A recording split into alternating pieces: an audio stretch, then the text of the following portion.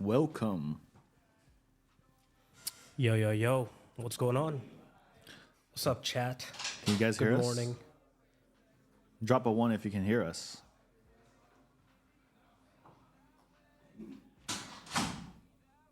Drop a 1 if you can hear us. Let's go. All right, welcome, everyone. We are doing lab number 5. What the fuck is marketing? And today we're just going to talk about a bunch of shit. We're going to talk about everything. Oh, turn the volume up. Yo, Josh, where you at? I think it's right here. All right, we're getting people here. too. You got it. Just that. All right, just got it. Sorry, guys. Bear with me as we figured this out. But yeah, so today we're just going to talk about marketing, everything we've learned building buildspace and just helping people add buildspace. And it's going to be a heavy lecture almost, but we'll end it with like a lot of like lab stuff. We'll do feedbacks. We'll get a bunch of you to start sharing your stuff in the chat, and we'll just take a look at it live. All right, let's get into it. All right. So what the fuck is marketing, right? And just for context, who am I? Why the fuck am I speaking? I'm Steven. I do all things design at buildspace. So from the wallpapers that you guys have used to the website to the operating system to a lot of the design stuff, all of these things are things that have touched from my end. And you guys already know Jeff. But Hello, it's your big brother, Jeff. If you get the reference, drop a 1. Anybody get the reference? Y'all need to go read more. It's 10:30. I'm already going hot.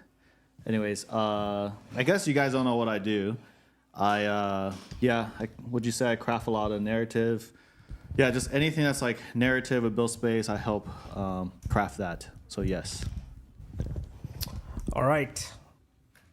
So basically the goal here is to give you all the mental models and frameworks that will allow you to grow and tell engaging stories, whether you're building AI apps, whether you're making music, whether you're making art, does not matter. All of these things will apply.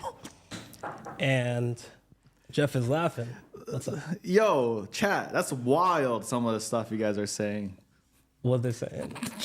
Nah, don't read it, bro. Don't read chat. All right. Let's go. So the first one is, I just want to make it extremely obvious for all of you that inspiration is all around you. And just what does that mean, right? So we are here at Fort Mason, and every single day we go and get Equator coffee. So I just want to make sure I'm taking in every single thing that I'm seeing. So for example, these hats, right? So I'll just take a picture of it. Or whether it's these coffee bags, I'll kind of look at it and I'll be like, I really like the art of it. I want to make sure that I'm able, if I have to create like Alex Chai, for example, what does a cover of that look like? And what are the elements of this that I can incorporate into my own version of the design, right? And I'm also taking pictures to kind of like look at the typography, to look at the spacing, and just kind of keep it as like a bookmark for myself. How many pictures do you think you take per day on quote unquote inspirations? Like anywhere between like 10 to 50, but like it's also like a lot of screenshots. Yeah. It's a lot of No, chat. Every time I go hang out with Steven, like the man just like whatever he looks at, good or bad, he will take a picture. Like it's actually kind of crazy to see. He's like, if he sees a good design, he takes a picture. If he sees a design with potential, he takes a picture as well. Yeah. Yeah, so, and the reason I do that, right, is like, why am I taking all these pictures? Why am I taking specifically all these screenshots? So for example, even like if I'm watching a YouTube video and I see something, I'll just pause and take a screenshot of that. Is iOS makes it extremely easy for you to kind of like index things based on what the pictures are. So for example, if I'm making hats, I can just go into my library and type in hats.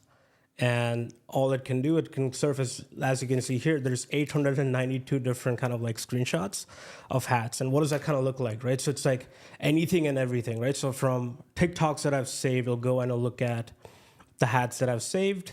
So it could be like even this one, for example, was literally a trailer reaction, but I looked at this and be like, oh, that'd be really cool to have the sage kind of like dots on this hat. So just kind of like taking it for future context. And then when I am in the act of doing that, I can go in and I can quickly kind of review all of the things that I've already collected.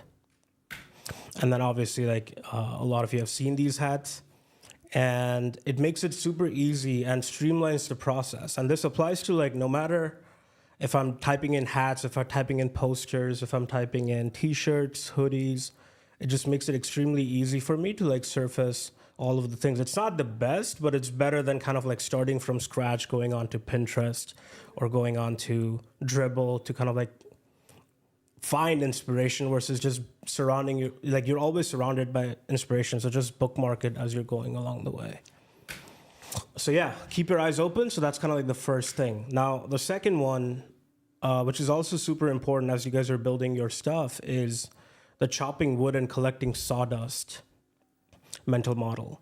Now, what this essentially means is you guys are going to be so deep in building whatever it is you're building. So how do you kind of like bring people along for the journey? That's kind of like the sawdust part.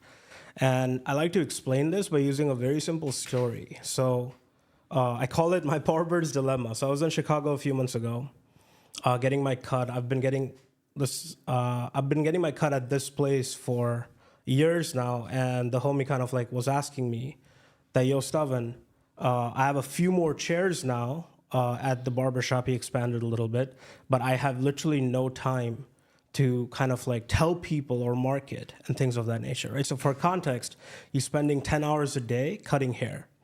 So he does not have time to kind of like grind on socials or do any kind of like paid or unpaid advertising. So what can he do? So what do you guys think he can do? We can just drop in the chat and we can kind of like take a look at all the different things he can do. I think chat's on slow mode right now.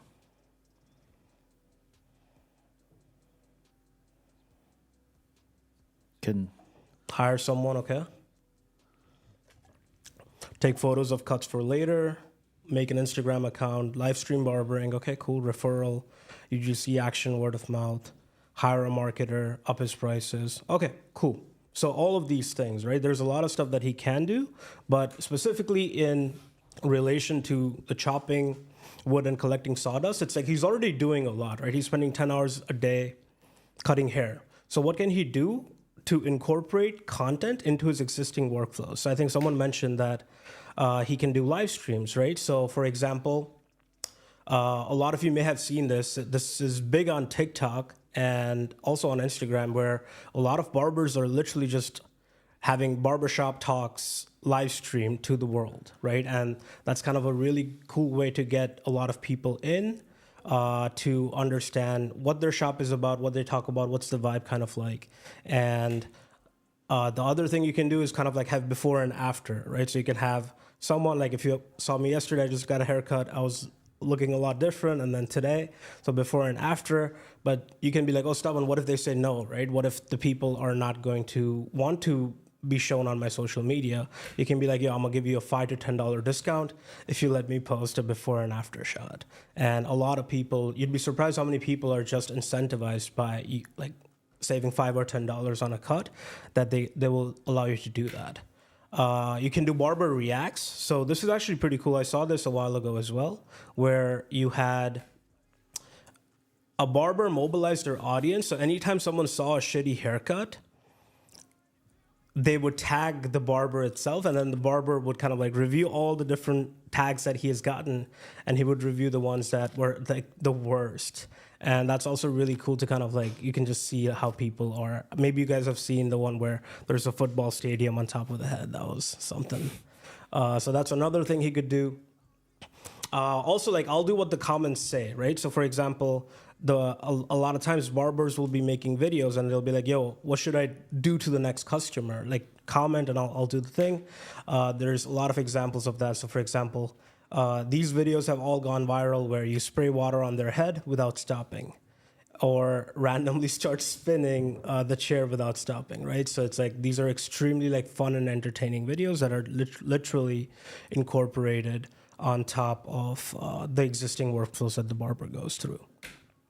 But the thing that I would recommend here is like be creative in how you incorporate these into your workflow and make it super fun for yourself, right? So if it's fun for you, then the people will also see that, these guys are having a lot of fun, and that energy will just trickle down into your audience and help you build the culture that you're trying to do, even though it's at the extreme early stages. The last one is to not be afraid to do cringe shit. I don't know who in the chat knows who this is, but this is Drew Walls, and all homie does is he streams or he makes videos on his target runs, and that's all he's doing. So he'll go into target, he'll set up his camera, and then it's as if he's doing a target run, just picking up random shit. And he got a lot of flack for it, where people are like, men used to go to war, now they film target runs. And there's all sorts of kind of like connotations around this, till the point where Drake made a video on it, a bunch of other people made videos on it, kind of filming their own target runs. And then from that, it essentially kind of like took Drew to a partnership with the NFL, where he's partnering up with them to kind of like do a run and a showcase about the Super Bowl at that time. So again, extremely cringe, but it got him somewhere, right? So do not be afraid to kind of start here, especially if you have no other starting point.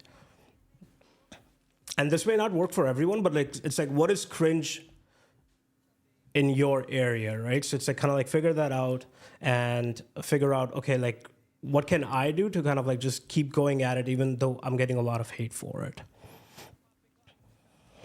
Somebody asked, what about self-respect? What about self-respect? Well, so again, like that's kind of like, those two things I don't see as the same thing, right? It's like, even though you may not find something, it's like you're doing things that you would not want to do in a way where like maybe you find that content cringe, right? So for example, kind of like just going and shooting these, that may not be the ultimate goal for him. It may be the ultimate goal is to create an audience and to build a following, to create a brand for himself. And for that, it's like, okay, you try and experiment a lot of different things, and then some of them you may love, some of them you may hate, but it's like, rather than being in a state of limbo, you're constantly trying. Yeah. I also feel like a lot of things that start in the beginning can feel cringe. Like filming yourself and put it on YouTube at the early days can feel cringe. And a lot of people thought it was cringe, but now it's like, oh, when it works, it's no longer cringe. So, yeah, and I mean, like, even as an artist, right, it's like a lot of the content that I've created, not even like a lot of the art that I've created, like I'm constantly evolving, right? Yeah. So in the moment, what may not be cringe, I look back at it and be like, holy fuck, that was so trash. Yeah. So it's like you also have to kind of understand that some of the times that we are also constantly evolving and growing, but it's like it's the act of doing it. It's what's going to help you get to where you want to go. Right? I'm sure like you look at some of the videos that we've made in the past and you're like, yeah, not exactly it, right? So, but it's like, would you feel the same if you never made the videos? Exactly. Yeah. Yeah. You just gotta go do it sometimes. Yeah. All right. Let's quickly jump to lessons and learnings. And the first one is just don't overcomplicate shit, right? It's like oftentimes you're creating these like unscalable mountains in your head, which is like, how am I going to get there or there or there? And oftentimes what you end up doing is you end up just paralyzing yourself from taking action. And we have a saying around campus, which is an idea without action is delusion. So it's like, just act, just do whatever. And don't overcomplicate it, use the simplest path, and then constantly adapt and evolve from that point. So this can be applied to literally anything, right? Whether you're doing viral videos, whether you're doing marketing stunts, leveraging other people, you're doing A/B testing, like don't overcomplicate it. Just try, evaluate, and quickly kind of like based on the evaluation, try again, right? So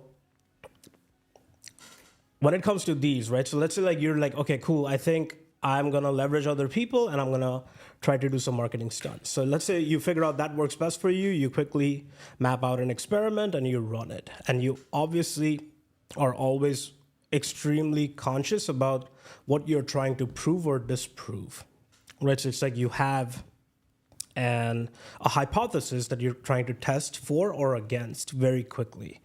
So the goal here is to get to a decision fast, and ultimately you have to decide whether you want to double down on the experiment or you want to kill it, and that's basically it.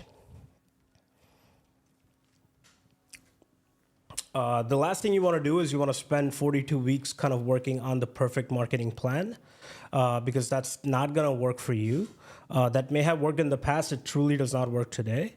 And it works for large organizations with a lot of like different structures in play, but a lot of you are literally like single player and playing this game solo, so it does not work or apply to you, and you just have to make extremely quick decisions as to what you want to continue or what you want to kill.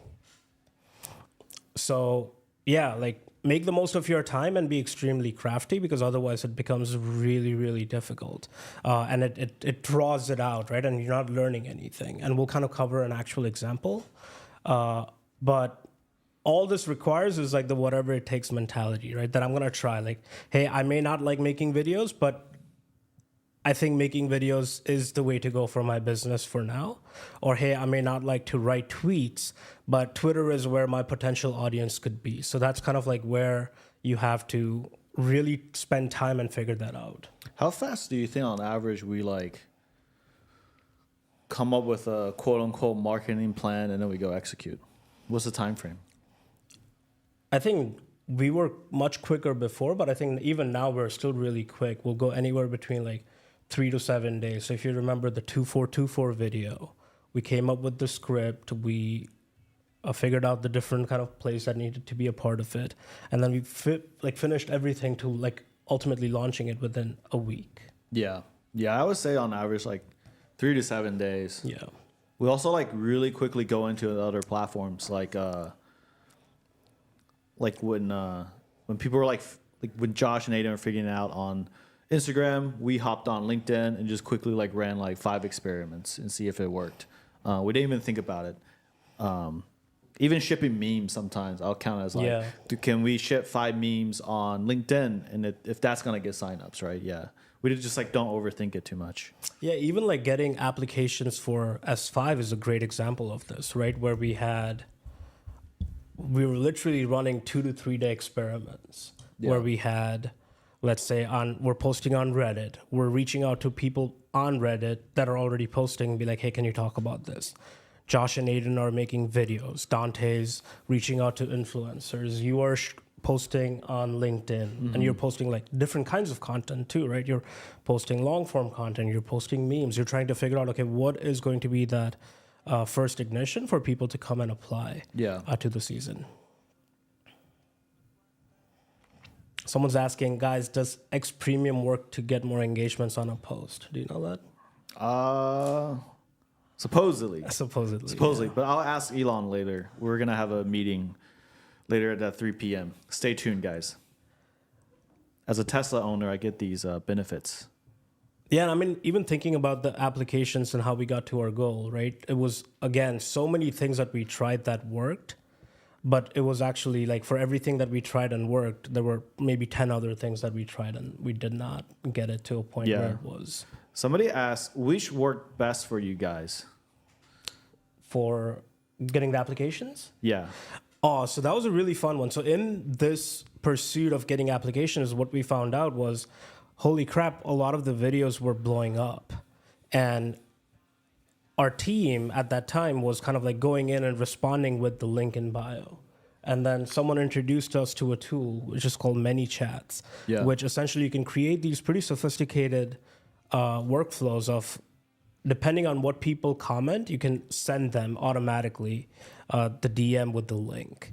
And I think, for example, you can set up like 5 or 6 different options so it doesn't feel that, you know, it's still personal, but it's like, hey, like we just don't have the infrastructure to respond to every single one of you, but we still want you to know and understand what the season is going to be about. Yeah. So I think that was one of the more successful ones. A couple Reddit posts blew up as well, where people are telling about the story of how they started nights and weekends, and from that how they ended up kind of like going into YC and things of that nature. Hold on, just answering another question. I actually love answering these questions. Somebody asked, "What if there is no actual budget for marketing? What's our budget for marketing? Like excluding like teammates' salary, right? Yeah. What do you think?" I think we were spending maybe $100 a day on paid advertising, and then other than that, it was literally just a team creating content, and then paying. I think it was, I don't know how much it is specifically, but like $40 to $50 for many chats. You can count that, and then we paid anywhere between $10 to $100 per reel that an influencer would make. Yeah. So we weren't spending exuberant amounts of money, even though we had an option too, right? Yeah. I brought that up because I feel like a company typically our size would spend, I mean, $500K. Yeah. Easy. And like we barely spend any because everything is just free on the internet. Go make good content, and then I mean that's just like our marketing plan a lot of times. Yeah, and in the stage we were at, also like we had to make the conscious decision of, do we want to make these small bets with smaller creators, or spend it all on like one big creator and hope that will kind of like get us to essentially get the goals that we're trying to reach, right? And I think we opted in for, hey, let's actually go in with these smaller creators and kind of like try to get their own individual audiences, even though they may have been like 5K or 10K or 15K of audience. But it's like that was a much better partnership for us. Yeah. Cool. All right. So embrace the whatever it takes mentality. I can talk about a specific story. So this is Naveed from Unriddle. He's building a tool that helps you research better, and it is essentially a editor, researcher, everything built in. You want to talk more about this, like about Unriddle? Yeah, just kind of like his beginnings. No, like essentially kind of like what the tool does, because you use it a lot. So Unriddle, basically what it does is that you can grab like research papers. And what Unriddle does really well is that when you grab a research paper, you can actually pipe in a PDF of the research paper. And then on the side now, the AI can read and have context of the research paper. And so now you can like do annotations, or you can start to like write very, very loose annotations. And then Unriddle will actually like help you summarize it and then start to write, for example, the thesis statement or the abstract. So yeah. Yeah, Brinda says buildspace loves Unriddle. Yeah, that's our homie. Naveed's a good friend now. And yeah, he was part of S3. That's where he started his journey, literally at zero. He was doing something completely else in a different space. And he's like, hey, I'm going to use nights and weekends to kind of figure out how I can get into the AI space. So he did S3. He also did S4. And he was also part of SF1. And he, like, just to talk about like what the whatever it takes mentality, it's like, even if you sit down with him today, like he'll tell you that, yo, Steven, it was just a shit ton of growth experiments. And whether that's landing pages for biologists, students, PhD researchers, he made landing pages for parents. He did all of these different things to kind of be like, okay, who is actually the right fit for the tool that I'm making? And in that, he found that, okay, researchers are the ones that are using the tool the most. And he was capturing the data for that, essentially kind of like how much time are students spending versus like PhD researchers versus parents versus like biologists or versus people that are in the industry. And he found that researchers were in the earliest stages giving him the most amount of feedback into how they were using the tool. And that is what he used to kind of like gear a lot of the decisions he was making. But then he also tried things like scraping public researchers' data sets to get emails. And then he kind of started sending a lot of outbound email that, hey, I have this new tool. It can 2 to 3x your speed and how you research and write your papers. And then from that, he kind of like continued to like really try to get the first 1,000 people to use his thing. Other things he tried was like reaching out to influencers. He tried paid ads on Reddit. He tried affiliate marketing. He tried to demo it a few times on X. He paid people to post in student discords and WhatsApp groups, and he just like continued to do his cold outreach email. So the reason I'm showing you guys all this is there's a lot of different things that he tried before he figured out that, okay, like this is what I want to double down on. And some of these were like 2 to 3 day experiments, but ultimately the one that really worked for him was reaching out to influencers. So he would reach out to an influencer, be like, hey, you're making content in the study and research space. I'm building this tool, and do you mind talking about the tool? I'll give you anywhere between, I don't know, like $50 to $300 for talking about it. And this is where the content creator has a large audience. They haven't figured out a way to like really monetize it. And this is like essentially a way for them to incorporate a new tool, talk about it, and while getting paid for it. So it was like a win-win situation.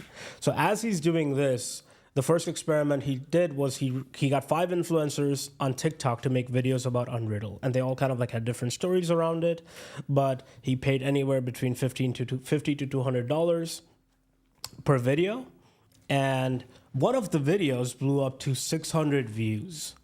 And what he noticed from that is like, okay, like the 600 views, what is actually like my benefit here? So it doubled his MRR from 2K to 4K over a single weekend. And basically, he, in this way, got his decision whether he should continue it or kill it, right? And he just doubled down. He's like, okay, this is working.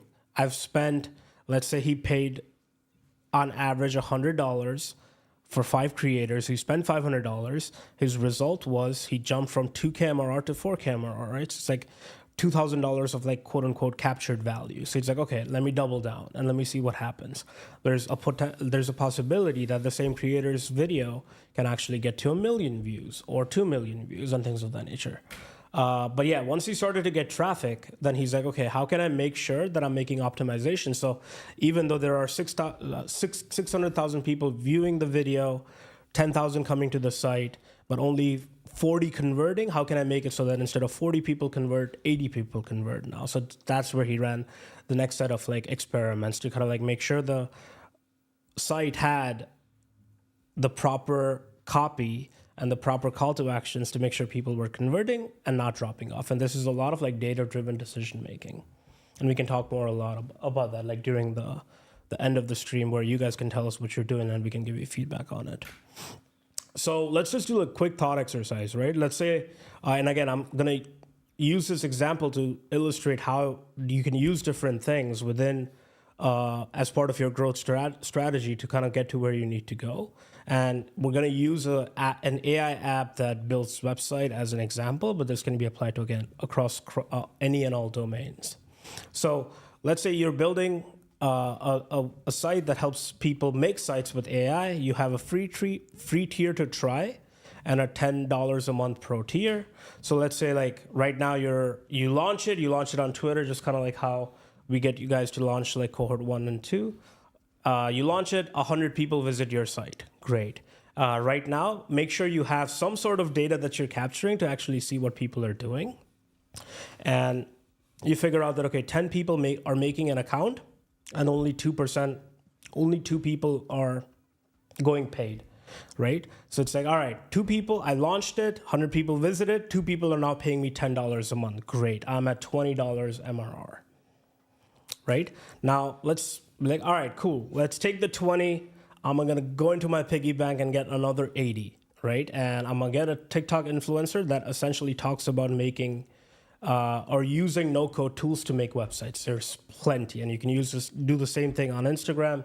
You can do the same thing on Twitter. Again, I'm using one example, but this can be applied to any and all platforms. So let's say you spend $100 and the video blows up and you have 10,000 people now visiting your site, right? And again, I'm using numbers to just illustrate the example, but it's like you have 10,000 people now coming to the site, 1,000 people are making an account, which is like 10% of people are actually, like 90% are just like visiting the site and bouncing. They're straight up churning, right? So like, all right, but 1,000 people are making a free account, but then out of that, 50 people are going paid for $10 a month, right? So all of a sudden you are at $500 MRR, right? And this is like an experiment that it'd be like, okay, I put in 100, and now the potential value that I can capture here is 500 every month.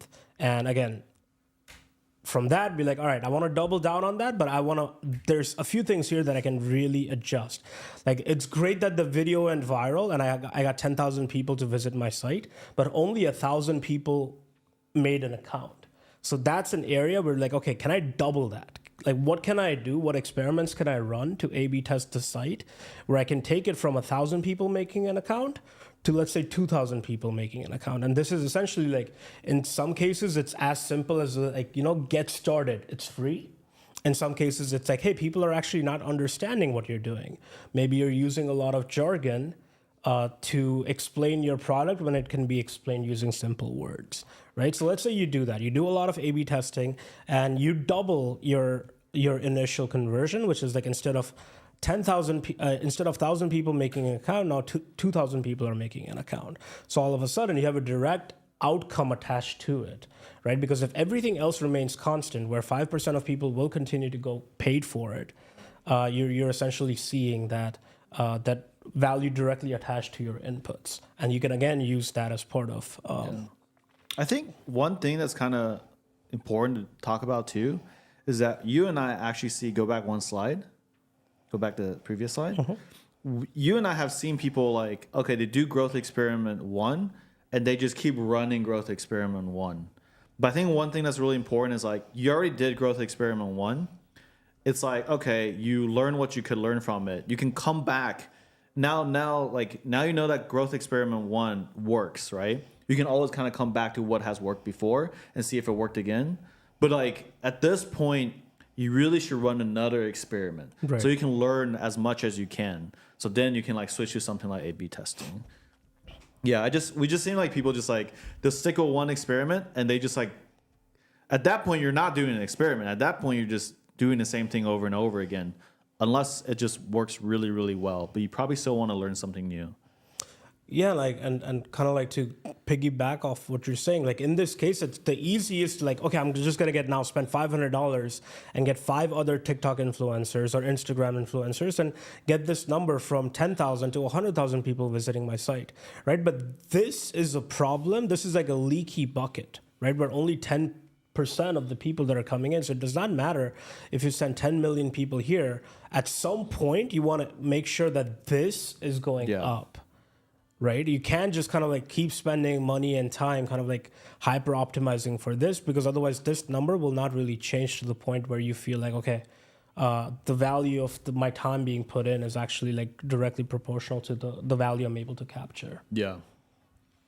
So yeah, that'd be the A/B testing part, right? Like again, make sure your websites or your bios, and we have plenty of examples towards the end, are super optimized and they don't make it hard for people to understand what it is you're doing. But please, chat, do not look at this and immediately think, I have to go A/B test. Please don't do that. Yeah. If there's only 10 people coming to your site, you don't need to A/B test. Please, I beg of you. All right, the third one, right? It's like, okay, cool. You do some A/B testing. You have decent conversion now. You can still kind of like improve it, get it up to 20. And from 20, you can get it up to 30, 35%. But what you're realizing that only 5 people are actually going for the paid plan. So it's like, how can I improve that, right? And here's where you can be like, okay, maybe they don't want to spend $10 a month. Can I introduce a $3 a month tier, right? Can I introduce a $5 a month tier? Can I offer a lifetime deal? So there's all these different things that you can kind of like do to experiment and get even the next part of the funnel kind of like get going up from like 5% to 10 to 15%. And that will also see, again, direct results on the North Star number that you're measuring for yourself. And it will also give you, like, the people that pay are also way more likely to give you feedback on not what's going right, but more importantly, if something breaks, they'll be like, okay, I'm paying you this much money for this. Can you fix this? Or can you add this? And I think those are extremely valuable insights, especially from people that have made a commitment to you, your product, or your service. Yeah. And then the final one, in this case specifically, you can kind of like do one that essentially attaches it to, all right, I really need to hyper grow, go back to kind of growing the top of the funnel and be like, all right, what can I do where I have something that's evergreen, right? So it's like maybe you guys have now come across some sites where it says it's made with Framer or made with Webflow. And that's kind of like in the case of this, where again, taking inspiration from existing tools and trying to apply that to the tool that we're making, right? And that can essentially, once you start to optimize all parts of the funnel, you can really play those big games where you're trying to get a huge top of funnel and then funneling them in to get a bigger piece of the pie, essentially. Yeah. Does this make sense to you guys, chat? Drop a 1 if this makes sense. Whoever's running the chat can... Josh, do we have to turn on fast chat ourselves? What is this? How do I do this? I see. Yeah. 1, 1, 1, 1, zeros, 1. Okay, cool. Yeah, I mean, a lot of these things are, again, like... Just think of the first few experiments that you can run and how that they can tie together. Right, and just string them together in order to even like get to the points where you can play these larger games. Yeah. Yeah, and this is a direct quote from Naveed, right? Which is like, everyone's looking for a silver bullet. It does not exist. You just have to try a bunch of shit. So I hyper urge all of you guys, no matter what it is you're building, every week you're trying something new. You're proving or disproving a hypothesis that you have. And again, just constantly like learning fast rather than spending weeks trying to build a perfect marketing plan. Yeah. Someone asked, Naveen asked, by A/B testing, do you mean trying different things on the website to increase the people that make accounts? Yeah, exactly, right? So an A/B testing is essentially you have version A of the site and then version B of the site, right? Where A and B do not need to be drastically different, right? Like one doesn't, like they shouldn't, you're essentially like pinpointing specific things within the site. So let's say like you're changing the hero header, right? And Jeffrey is an example later where we can kind of like talk specifically about A/B testing. But it's you're using different copy, you're using different CTAs, you're using words like get started, it's free, whatever it is. Like you're trying different things and measuring that. That's essentially like you're having A/B, and it can be like 4 different versions of the site as well. And there's many tools that allow you to kind of like change up certain pieces of your site while keeping other things the same. Yeah. Somebody just linger on one thing real quick, is that somebody asked, how do you set up A/B testing? Honestly, I think that at most of your stages, you don't even have to like set up all kinds of analytic tools. Literally go to your website, change it to version A, measure it for a week, and just change it to version B and measure for a week. Just like manually measure for a couple weeks. Because at this stage, you're going to get bogged down with like, I mean, there's A/B testing goes deep. It goes deep. Yeah. I mean, and again, like these words, right? CTAs or A/B testing, like they may like feel like, holy fuck, that's a lot. Yeah. But it's as simple as like, let's say you are a filmmaker and you're making content on Instagram, right? Like it could literally just be, this week I have my bio as this, and just seeing, okay, 40 people follow me. Next week, change it to something a lot more obvious and see, okay, is it more people following me or less people following me? Yeah. So it's essentially, it's like 2 versions of the same thing, right? You don't need a tool to do it. Yes, there are tools for you to do that, especially when it comes to sites and stuff, but it's specifically even as simple as like, me changing my bio, me changing my banner, me changing my image. And does that help make it more obvious to people what I'm working on? Yeah. All right, so yeah, each experiment was run no longer than 2 to 3 days, and he got a decision fast, continue or kill. Quickly, just think more deeply about what value you're providing. A lot of you are in a situation right now where you're not sure exactly what problem you're solving. And we just have like very quick models to help you kind of like clarify your messaging, right? The first one is very simple. It's time or money. If you're completely not sure about what problem you're solving, and not every one of you is solving a problem, but like there's a lot of you that are trying to solve a problem, whether it's a problem you have or whether it's a problem your family or friends have, right? So this is a model called time or money. Very quickly, it's like, let's say you're trying to go to a music concert, right? In this case, you're going to go to a Kanye concert, and you be like, okay, I need to get there. I don't have a car. None of my friends are going. I need to either get an Uber or I need to get a Lyft. And you have these two options. You have Uber, which will get you there in $44.95, and Lyft will get you there in $35.24. Which option do you pick, right? So drop a 1 in the chat if you want to go Uber, drop a 2 in the chat if you want to go Lyft. Somebody run a poll? A poll is fine too, yeah. Yeah.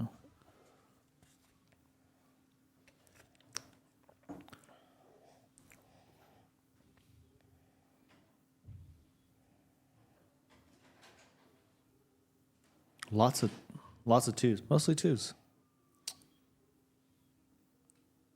Okay, cool. So yeah, so it's obvious, right? I mean, if both Uber option and Lyft option is going to get you there to the concert, a lot of people are just going to be like, okay, I'm going to go with the one that's cheaper, right? Which is $35.24. And obviously, like we saw a lot of people want to walk. I'd rather stay home. I mean, again, like let's play here for a second, right? All right, now let's say it's last minute, right? Like the concert starts in 10 minutes and these are the only two options you have. Which one do you choose? You have to get there. You've already paid $300 for these tickets. Do you go with Uber now or do you go with Lyft? Again, 1 in the chat for Uber, 2 in the chat for Lyft. I'm not gonna lie, I've never taken a Lyft. I've never taken a Lyft in my entire life. For real? Yeah. I took a Lyft recently. Oh, really? Yeah. From the airport. Is the experience the same? Experience exactly the same. I see. Yeah.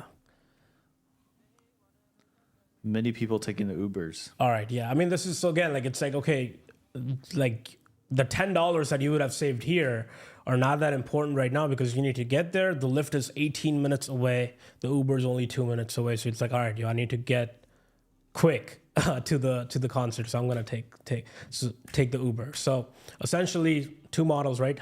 Either help people save time or help them save money. If you can help them do both, that's incredible, right? So whatever that is looking for you, and you don't know what exact problem you're solving, it's like, does the thing that I'm making help people save time or help them save money?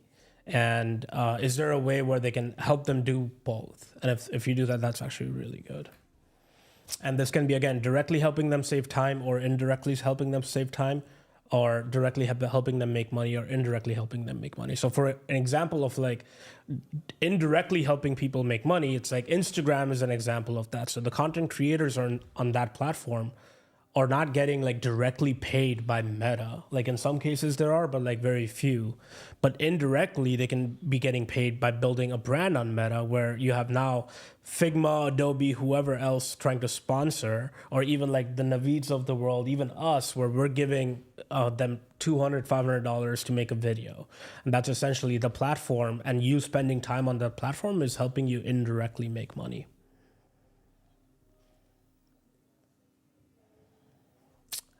Cool. Another simple mental model, make whatever transformation you're selling obvious. Yeah.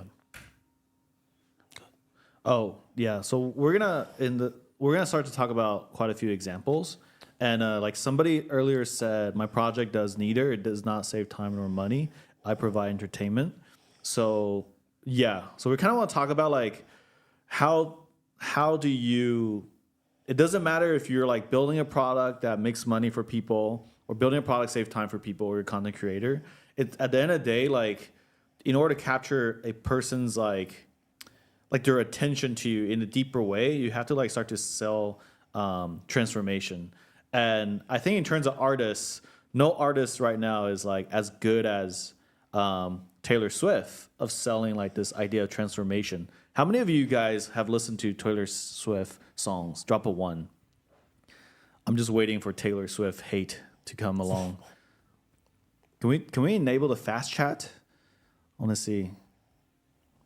Let's see. Hold on. 1.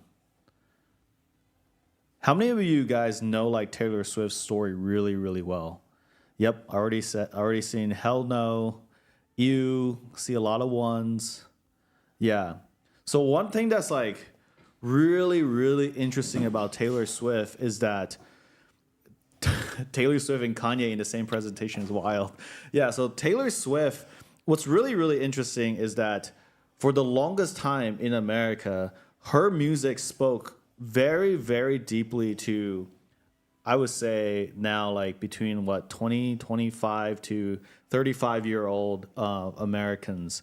And her story is always about loss, but overcoming that loss. And so like there's like a whole generation of people that like really identify with that story. And then she just kept building and building on top of that. And so even though like when you listen to her songs, it's like it's just like entertainment, right? But at the same time, she's also showing you a transformation that you can latch your self on. So I'm just reading comments, Stavin West. Yeah. So that's like one really good example of Taylor Swift, and I encourage you to like go kind of study her entire career path so that you can kind of see how she like honed that craft of like selling transformations. Yeah, and it's like with her songs, right? There's a large percentage of people that are like, yo, when they listen to her song, they're like, oh, she's singing about me, right? Yeah, exactly. And I think that's kind of like where it's like, yeah, hey, her music makes me feel as if like she's writing these songs specifically for me. Yeah.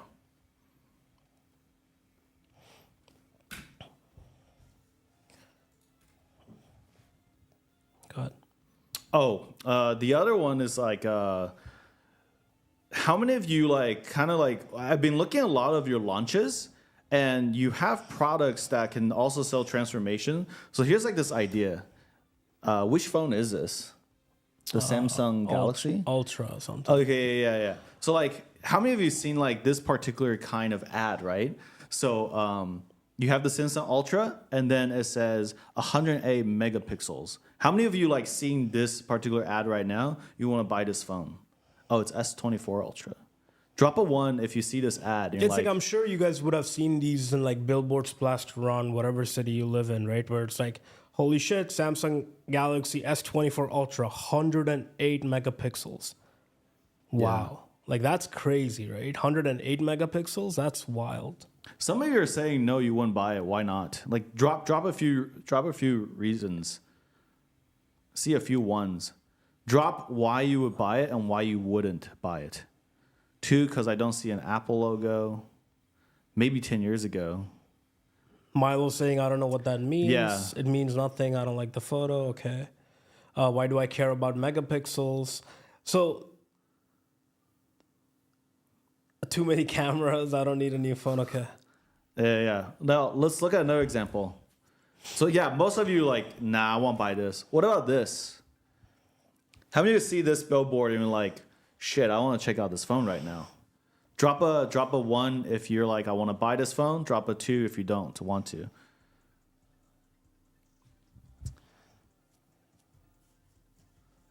I need to figure out how to turn out this fast chat, actually. No, it's just there's a delay, right? That's why. Yeah, I mean, like this one, right? A lot of like the shot on iPhone like campaign by Apple is like one of the most successful ones because it's essentially like, yo, buy this phone and you'll be able to take photos like this, right? Versus kind of like, hey, buy this phone and you get 108 megapixels. So one of them is selling a transformation that, hey, whatever shitty phone you have right now will not be able to take great pictures of your grandkid or great pictures of your kid, right? So it's like, at the end of the day, be obvious about the transformation you're selling. And maybe you come up with an even better campaign that allows you to make it even more obvious that, yo, this is actually like, you're selling the transformation versus you're selling them the details of the transformation. Yeah. I think it's also interesting. I think we should show another example later if we can pull up. It's just like the 108 megapixels, I think that would actually make sense if you were buying like if I were buying like scientific cameras. Yeah, like, and it also depends on the audience, right? I can pull up one example directly right now. You thinking the same one? The computing? Yeah. Yeah. This is a really good one.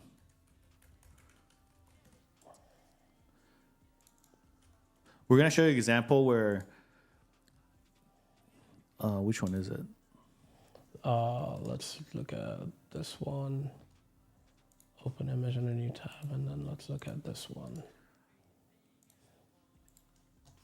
All right, so we're going to show you this one. So who knows of this company? It's SF Compute, and essentially the ad is save 20 million on your next H100 bill. Now, most people will not know what the fuck this means, But for their audience, so this is in SF, the people that are building the next companies in AI and are training foundational models, they're like, okay, I get it. Right now, my H100 bill is massive. You're going to help me save a lot of money on my next H100 bill, right? And this one is also like, okay, 3.2 terabyte InfiniBand, K8 Slurm, that kind of thing. It's like only a very small percentage of people will get this, but the people that will get this will be like, okay, like I want to give them a shot, right? Yeah, Purely exactly. because these are the problems that they are facing in trying to secure GPUs for their own startup or secure a lot of H100s and things of that nature. So it's like for them, it's like you can argue that stuff, but this is selling the transformation, right? Which is like, yo, right now your H100 build is massive. Come to us, we're gonna help you save a lot of money. And that's basically kind of like the transformation they're going for here. Yeah, Ellen said that this is so niche, and that's kind of like exactly the point. Like you even if you're niching down on a very specific audience, you still have to like sell the transformation between like the before and after, or compare to like somebody else. Yeah.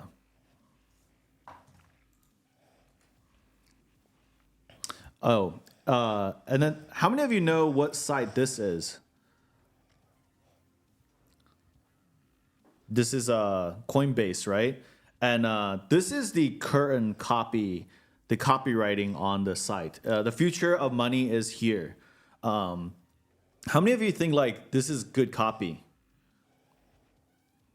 I specifically show this because this is what Coinbase has right now. But Coinbase is huge. Like everybody knows Coinbase. So they can say like the future of money is here. But most of you guys are not building something that almost everyone knows. So that you probably want to write something that's like more straightforward, right? And I'm going to show you like what they used to have. When they were starting out. Yeah, when they were starting out. Buy and sell digital currency. This is like the longest copy on their landing page for years. So this is like actually really good. Like when people don't know Coinbase, they just say buy and sell digital currency. But I also want to show something that's like really interesting about transformation though. So this particular landing page, it doesn't really show, right? This is straightforward. Like you can just buy and sell crypto here. But if you go here, how many of you notice that this is actually selling transformation as well? Anybody notice? I'll give you guys like 5 seconds. I don't know if they can see the cursor. Look over here. They're hinting at transformation here. They're hinting that, oh wow, like look at like if you buy Ethereum, Ethereum's gonna climb in value, right? If you look over here, like it just shows you like different value climbs. And even if it's like kind of going down, all of the numbers, like they don't show any red numbers. So they're straight up just like showing you like, oh, if you like buy like crypto here, like your future is going to be different. So yeah, like when I was looking at it, I was like, yeah, that's kind of clever actually. But yeah, I specifically showed this too so that you know that keep your copywriting really, really simple. How many of you have seen Ryan in Film's YouTube channel? So this is a really interesting example. I discovered him recently. Josh actually showed this to me. And Ryan In is like, he's been around for a little bit time, but he's starting something new. And he's building the film for the next generation of creators. And I want to show you like when you are a content creator, you're still showing people transformation. So let's look at this. So like I specifically highlight this. Films for the next generation of creators.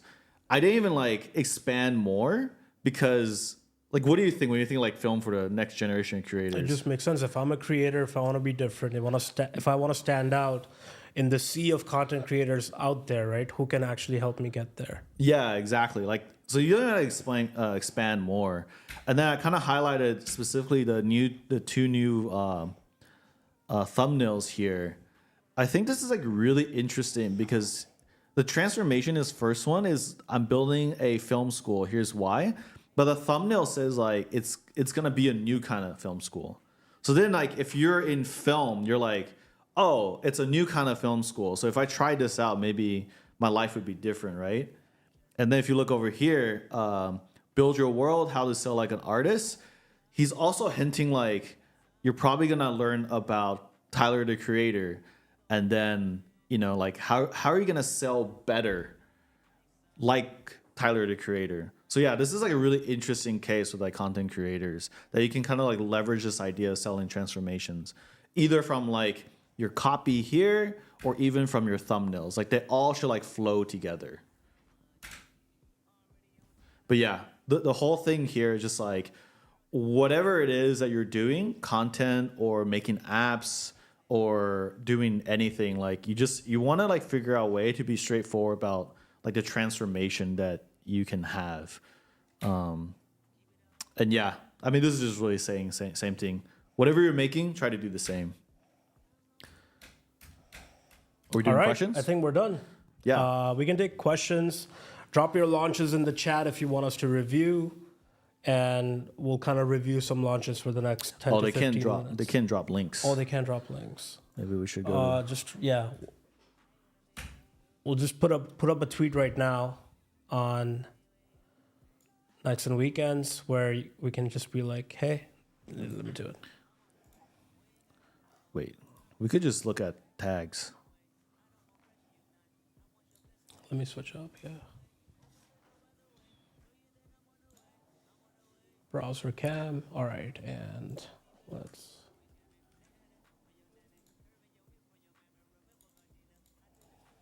All right. We're tweeting live.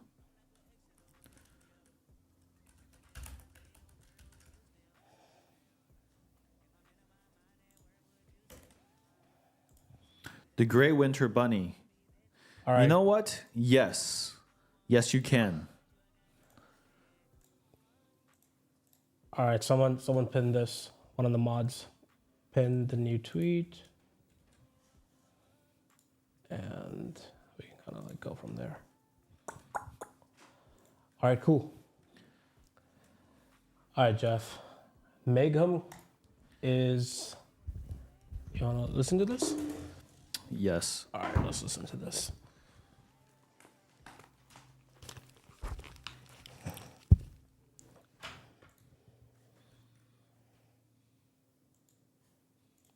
Damn. You are redirected to your app feed. It is suggesting you based on the interest that you selected during your onboarding. Then there is the Can they hear Explore us? tab where you can They search can, yeah. for research papers related to a specific topic.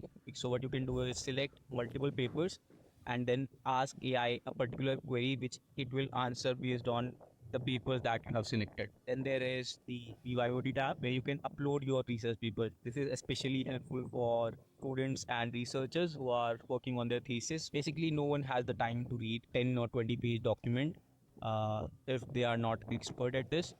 And with Jotlify, you can. So Jotlify, right? An easier and faster way to explore research papers. What do you think, Jeff? Honestly, I zoned out when I watched the video because I don't want to be mean, but when I watched the video, I was like, somebody's going to show me how something works.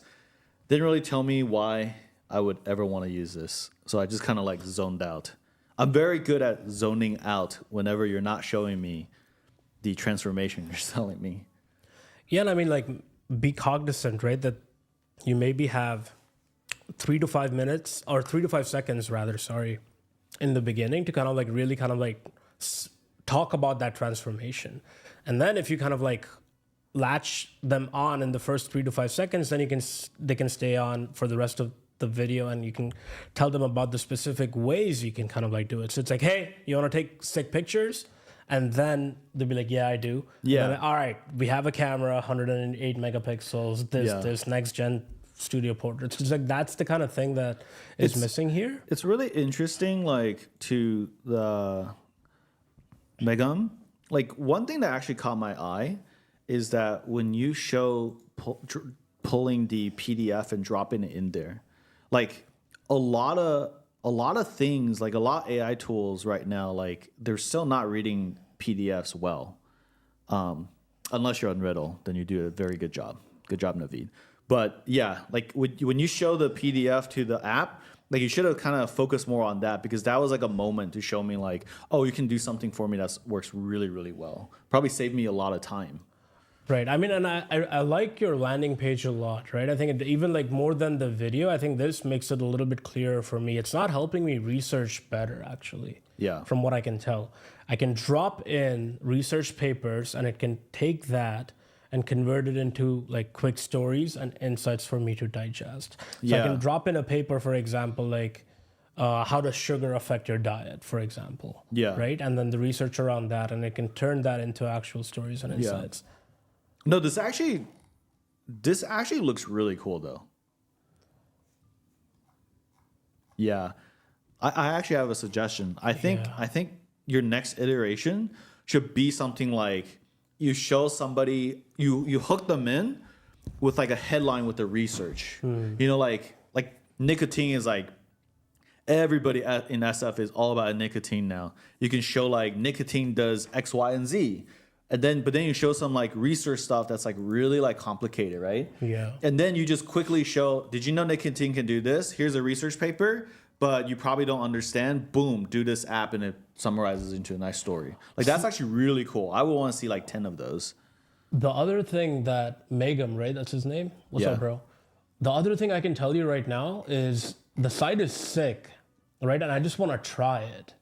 Right, so even though you get like 10,000 people right now, even on like that are watching the stream or that go here, how many people will click that button and churn here? Because I myself churned here, right? It's like, I just want to see what it's about. Can you give me even like a dummy example of a preloaded study or a preloaded research paper and the insights that it was going to be creating with like a button where you're like, oh, upload your own, right? And clicking on that button is actually what triggers the sign up modal versus me trying to kind of make an account here right now, because most people are going to churn here. And again, look at your analytics, that how many people visit this page and what percentage of people are actually signing up with Google, right? So it's like you definitely need an unauth view for people to just see what this is about, because in theory, this sounds really cool. Like this graphic that you have where you take in all these different research papers and documents and you kind of like convert it into like stories and insights. I don't know if Naveed does that. Do you know? I think he started now where, you have to do this now. Oh, but like you can just exit out of it and you can just see like, okay, what is it actually about? You have the research paper and you can like kind of like start to ask a document. So maybe you can try this. So this is kind of like where you can go back to the first mental model where inspiration is all around you. It's like, just look at what people are doing and see what parts of that you can take for yourself and kind of like improve upon. So that'd be my suggestion to you, bro. But good shit. Yeah, it's really cool. Super cool, man. All right. Let's give him a like. Oh, let's watch that. Oh, Rania, what's up?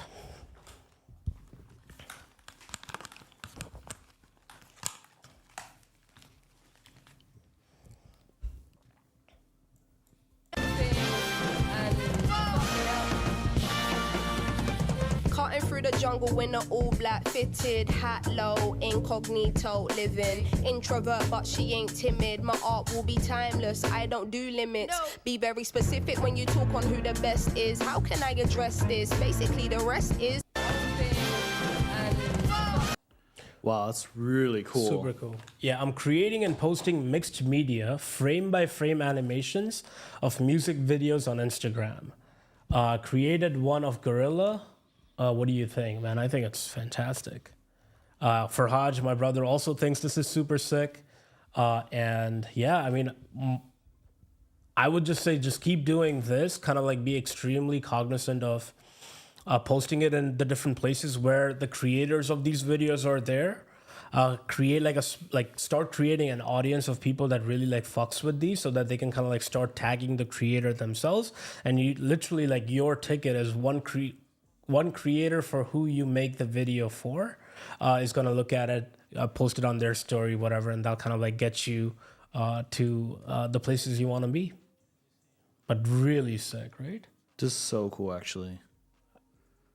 Is this Procreate Dreams? Is she here? That'd be cool if she was. Yeah. You're just trying to get me to buy the new iPad. Bro, this is so sick. Damn. Oh, she is there. Oh, she is. Yeah. Oh, beautiful, Rania. How long did the making this take for you end to end? Like, am I looking at weeks of work? Am I looking at days of work? It's just, I'm so curious. This is so beautiful. The chat delay. Nah, so many shit's like days, bro. I don't know. This looks like a lot of work. 3 to 4 days of work. Wow. Working on it full time now. Wow, that's crazy. Dude. Banger, right? All right, next one. All right, next one. We're dwelling. We're fucking mesmerized. All right. Matthew, what's up, man? Building software with words, tell agents what to build, and see it built quickly. All I can ask is for you to use it responsibly. Deal? I don't know. No deal. All right.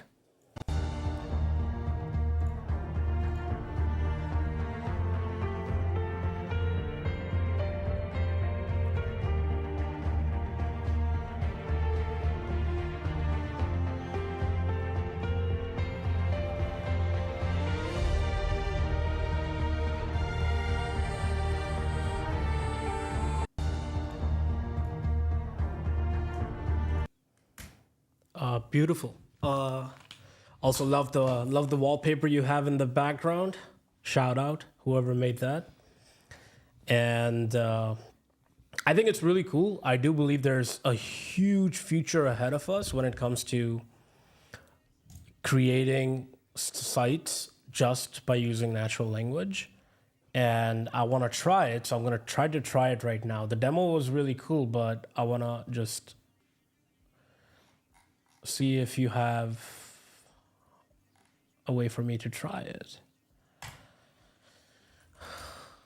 I think one thing is that I really like this. Yeah. I actually really like the demo. I kind of wish it was like a little bit different music, and you kind of zoom in so I kind of see it more clearly.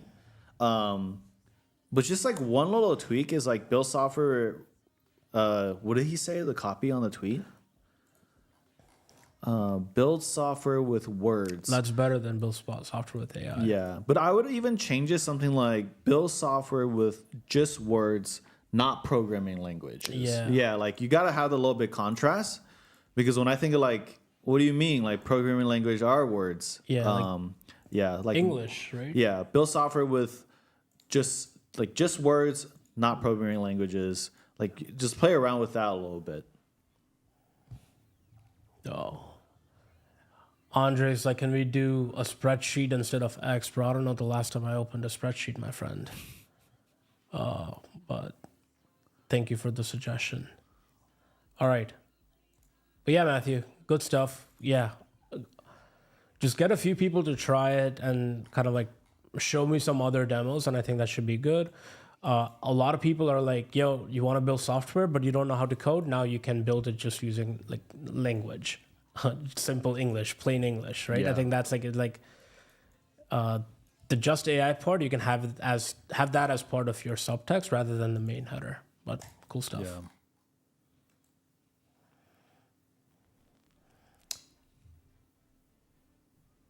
Introducing Sober Safalta, a web platform connecting individuals to resources for drug abuse prevention and rehab. All right, it's gonna be a heavy one, but Sober. Let's go. Let's try it. All right, Krish, we're gonna take a look at this. I'm Krish. I'm building Sober Safalta. It has 3 points. What is it? Connecting individuals to resources for drug abuse prevention. How we are doing it? Just log on, enter your details. We will connect you to the nearest rehab center, or just visit the awareness page on your website and get all the support about treatment you need. Now, who are my audience? My audience is anyone who is affected by abuse, a family member who wants their loved one to be treated, and anyone who wants to get treated, like who has an addiction of alcohol or drugs or anything. So now to show you my toy, this is the website. Click the button to bring a change to your life now. So it is a real-time website based in India that provides a supportive and inspiring platform.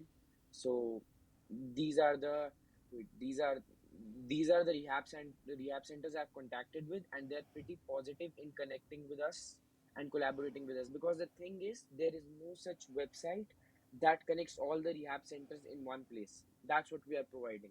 Now, if you're an organization, if you're a You guys reviewed him last week. Do you remember? But no, I mean the idea is super cool. I looked at so many of these that blend together, but It'd be cool for me to just go to the site and try it. Let's see. Yeah, so like even right now, right? Okay, drop a message below. Yeah, that's cool too. I mean, you're trying to get people to get access, so I think this is a good one. That's like what could he do a little bit more next, right? Like kind of like a plan to grow this. yeah. I feel like this particular thing could go really well on Instagram, and I feel like you could really partner with. I think some influencers in this domain probably would even do it for free sometimes. Honestly, Yeah. Yeah, and I think home Krish is from India, so they don't have like that, the AA network that we have here. Yeah. It's not as deeply built out across the country, and you do have a lot of like opportunity to kind of create that. Yeah. That maybe it's a community, maybe it's a program, maybe it's a place for people to find the resources and then find a community. But no, one that I really like is that button to change your life now. That was actually pretty cool. That's cool for sure. Good shit, man. All right, Andre. Probably the best free AI copywriter ever made. I don't know any better ones. Let's find the limitations together. All right. A website copy that sells, built in minutes, not week. Okay, that's great. I love your. Let's just go and go to your site. And Landing Pro AI Beta for agencies, web designers, and entrepreneurs who If you go want. to the test version, you'll be able to access the premium stuff for free, and I'll show you in a second how. So you got here, you click on Go Pro today. Here you'll put the name of your brand. I'll put AI. Select the language. I'll go with English. I think that's pretty Select cool. Software. Here I'll put AI Right now, I'm just like thinking. that writes copy that actually sells. I'll hit continue. I select think the language because I want a oh, landing the page, audio's still and on. then generate I'm gonna website. turn off the Of course, I audio. put something random, but if you want to access your account later, you Cool. Can you go back to the previous one? I just want to see like the main copy again. some wireframe.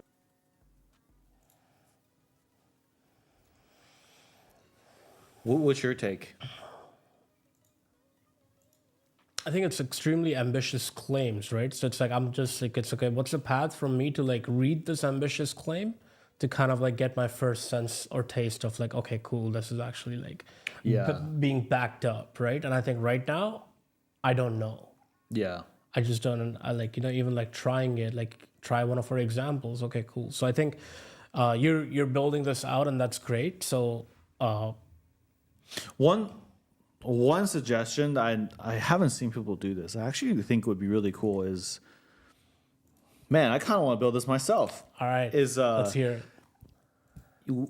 all you have to do to try this out is you drop your company's link, Yeah, and then your app should immediately fetch the H1 tag, sparse get the H1 tag, and you immediately change the H1 tag to a better copy. You see what I'm saying? So then like if I drop buildspace.so, you grab my H1 tag and then you immediately change my H1 tag to something banger. I'm like, holy fuck. This is actually really cool because I'll immediately like, oh shit, let me try Coinbase. Let me try all these. Let me try Apple. And then I'm like, okay, this is actually like really cool. So I would like immediately contact you and like ask like, what else it's can I do? essentially like like kind of like drop your website, and my AI copywriter will give you a better copy. Yeah, like And instant. I'll respond with how you can improve your copy. And then as people are kind of like dropping it, you're essentially just responding with the landingpro.ai site with like their whatever, right? Yeah, Google, exactly. like, or you can have like coinbase.com, whatever, Yep. right? And Yep. you're just literally sending, and you're getting people to like be like, oh fuck, my site is here now, and it's with, the before. It kind of has like the before and after. Yeah. With like using the landing page tool. So that's like, those are techniques that you can use to kind of like supercharge your growth and get at least 50 to 100 people to kind of like try this. Yeah. Or try it for them and drop the link, and then they can be like, all right, cool. Give me 3 other versions, and then that can be Yeah. part of like a deeper experience you provide that requires logging in and things of that nature. I legit think that if Andre just like build a toy of that tweet would go wild. Yeah. Yeah. Cool. Let's just do 2 more. Let's do 2 more. Is there like a D2C? Wait, go down. A marketplace where homeowners can rent out see this equipment one? to people. Yeah. Community. Here's how it works. So after you create an account, you can simply just log in and you agree. Hi everyone, I'm Harsh. I'm building SupplyShare, which is a rental marketplace app where homeowners can rent out equipment to others in their community. Here's how it works. So after you create an account, you can simply just log in and you're greeted by the home screen where you can see items in your area that are being listed. You can go to this map view to see markers of items that are in your area, and you go to the sell screen to sell your items by filling out this form. So let's go through the process of renting out an item. You just click on the item here, you click rent, and you select the dates which you want it. So I want it for 2 days. And I'm renting you click it flowers? up, Yeah, that's the and thing that go to the fucked me checkout up, button, and you're greeted by I'm the like, of simple all the start things page. that bruv could have used, he goes with Basically, rental with of this app, you can flowers. rent out items But I get instead this, of like making whether you want to and rent one-off furniture purchase for an from event, people in whether the you want community, and you could rent out any items that you don't to need a use now. fridge for a couple So you days. can So I think both that's make what he's money going and for. save a bunch of Party money by using it. equipment. If you want to have early access and join the waitlist, DM me or reply to the tweet. Thank you.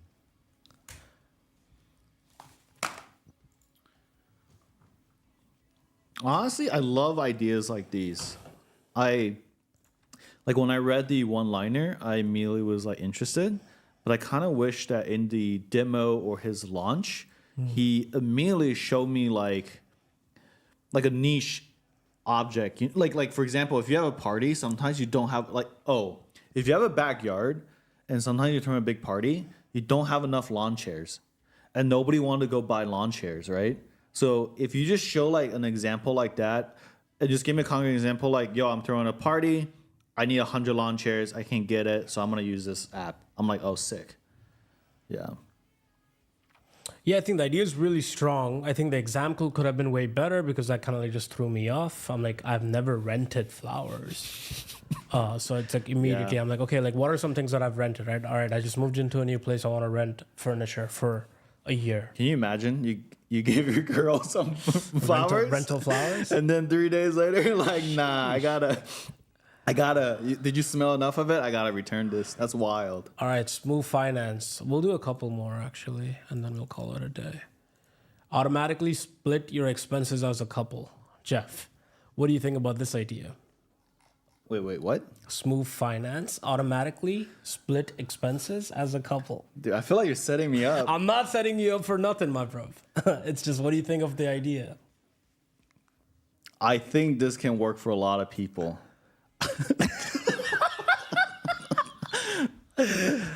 I think the idea is cool. The idea is really cool, but I mean,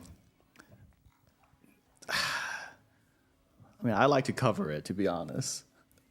All right. Wait, but the copy is really good. Copy's though. really good. Yeah, It's the simple. copy's Like we really didn't have good. to like think too hard about like what the idea was. It's just we get it. Maybe That- we're not the right audience for Yeah. it. Okay, there's something like I really like about this though, is that the copy is so good that you could just like decide if it's for you or not, you know? Yeah. And then you can like recommend to a Facts. friend, you know? For like, real. hey, yo, Josh, this is great for you. Yeah. No, I mean, it just like kind of like makes sense, right? Where we didn't have to think at all about what the idea Yeah. was. It like had to spend literally 0 brain Yeah. cells on figuring that out. So for that, Tuck, keep at it, man. Yeah. No, but like sick copy, sick app idea. Yeah, I mean, even this is like for example, automatically split your expenses with your homies, right? So it's kind of like a better Yeah. and newer split wise. Like we go to Yeah. Namaste every fucking week, Yeah. and we have like a hard time kind of like cash apping everyone and kind of like Yeah. So it's like, what if there was just like a pot where we just throw in money and like it's like whoever is paying can take away from that pot. Yeah. So that'd be pretty cool. Maybe there are apps like that. Man, should we start using this? Like all of us together as a team? That'd be cool. All right. You listen to music? Roast away Jeff. Okay. All right.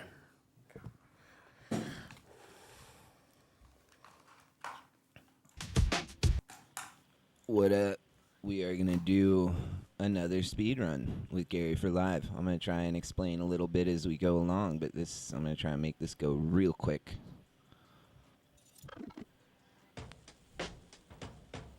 Let's start with that. Let's see where that goes. Wait, what's happening? Is speedrunning making a song? All right, you'll notice right there, our toggle's a little off. That's just an Ableton Max for Live thing. I swear it's not my fault. So you fix the toggle, and then he's auto-recording. All right, buddy, don't embarrass me.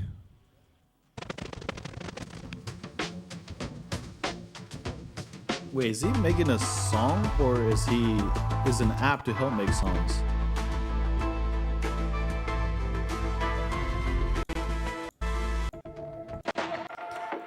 No, I think if I understand correctly, I could be wrong.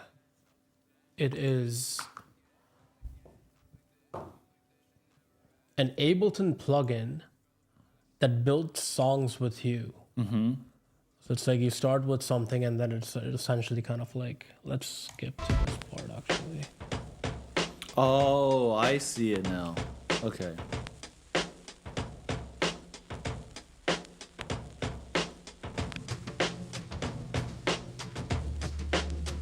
Actually, it's a really cool idea. I think if you Oh, this is it's an autocomplete based on a sample. Yeah. It's like a music AI copilot. Kat was talking about this, right? Yeah. Like building this in Ableton. That's really Yeah. cool. Hey man, No, you should reach out to Mave Music. Yeah. No, this idea is really, really sick. If you're here, I'll definitely like take some of the copy that people have said, like music AI like if you just said music AI Copilot where it'll autocomplete based on the sample you give it. Like that's already like, okay, that's really cool. Because suddenly like non-musicians will probably be like, okay, I want to check this out. All right, let's do one more. This one? Yeah. All right, last one.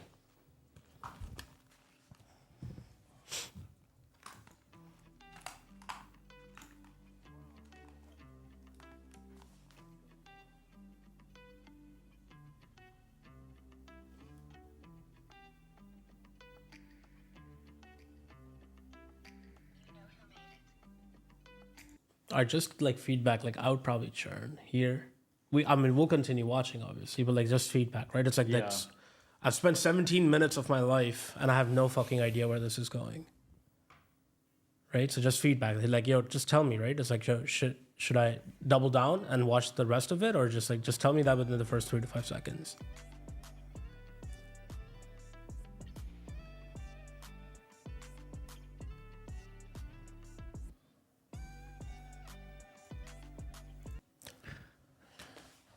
All right, what do you think?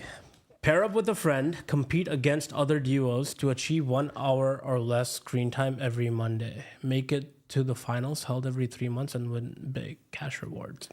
I think this makes me kind of think of something is that a lot of you guys think that you have to make a video.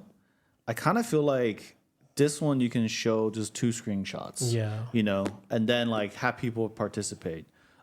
Especially like like I'm never gonna make a video as good as Josh. That's just like very unlikely. And I know where my strengths are, so I'm just gonna like double down on like how to share my idea where it's like with my strengths. So I'll probably like try to like figure it out something like that first. By the way, Farza made an announcement. He said that Jeff can mention we will review people on Twitter directly after this if we don't get to them. Yeah, we're definitely not getting to them because there's like 250 comments. But yeah, I mean, at some point, someone from the team will kind of come into Twitter and drop some feedback and love. Yeah. And I think last one, Gabe, automatic document updates from your Slack messages, bro. This is cool. Super cool. I think it's just like a daily summary based on the messages you've missed or gotten. Thoughts? I personally don't use Slack, but this would be cool for Discord for myself. Yeah, any of these is like really, really cool. Like, yeah, I'll use it for Discord. I'll probably use it like any of the team group chats, to be honest, on my iMessage. That's kind of fucked up. Time to remove you from some group chats. But no, this is cool. Yeah. I think if you just give this as a plugin for people, Wait, what's the Twitter copy? Go back. This. I see. Private beta. Bex is a self-updating knowledge base created from your Slack messages. Yeah, kind of like recommendation to a lot of people on Twitter, especially if they're trying to get people to use it. You really want to like spend some time to figure out what the first line is gonna say.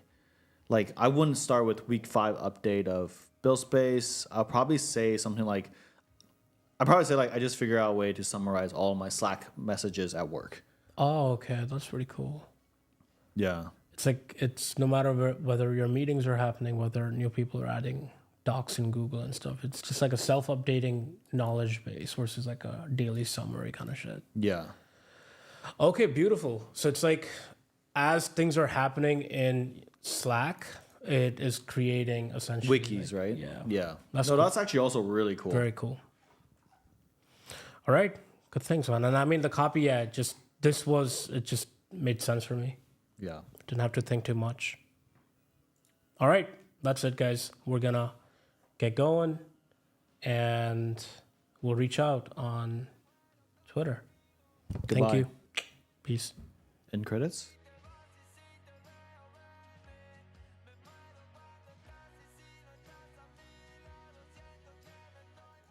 One shot. Let's get Josh. Let us Goodbye. know before you press that button, bro.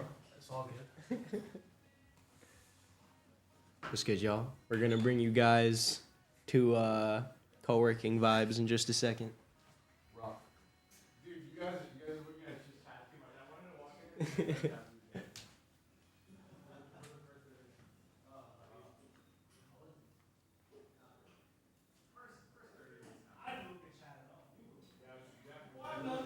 Y'all want a behind the scenes of what we do for the co-working vibes? We got this big camera right here with a big old wireless thing that attaches to it so that we can stream directly wherever we want to go. We obviously did not set it up beforehand today.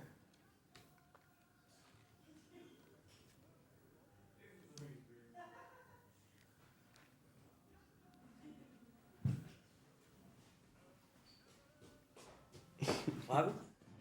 I'm just setting it up.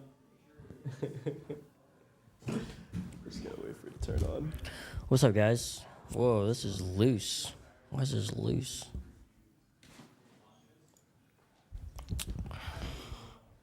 All right.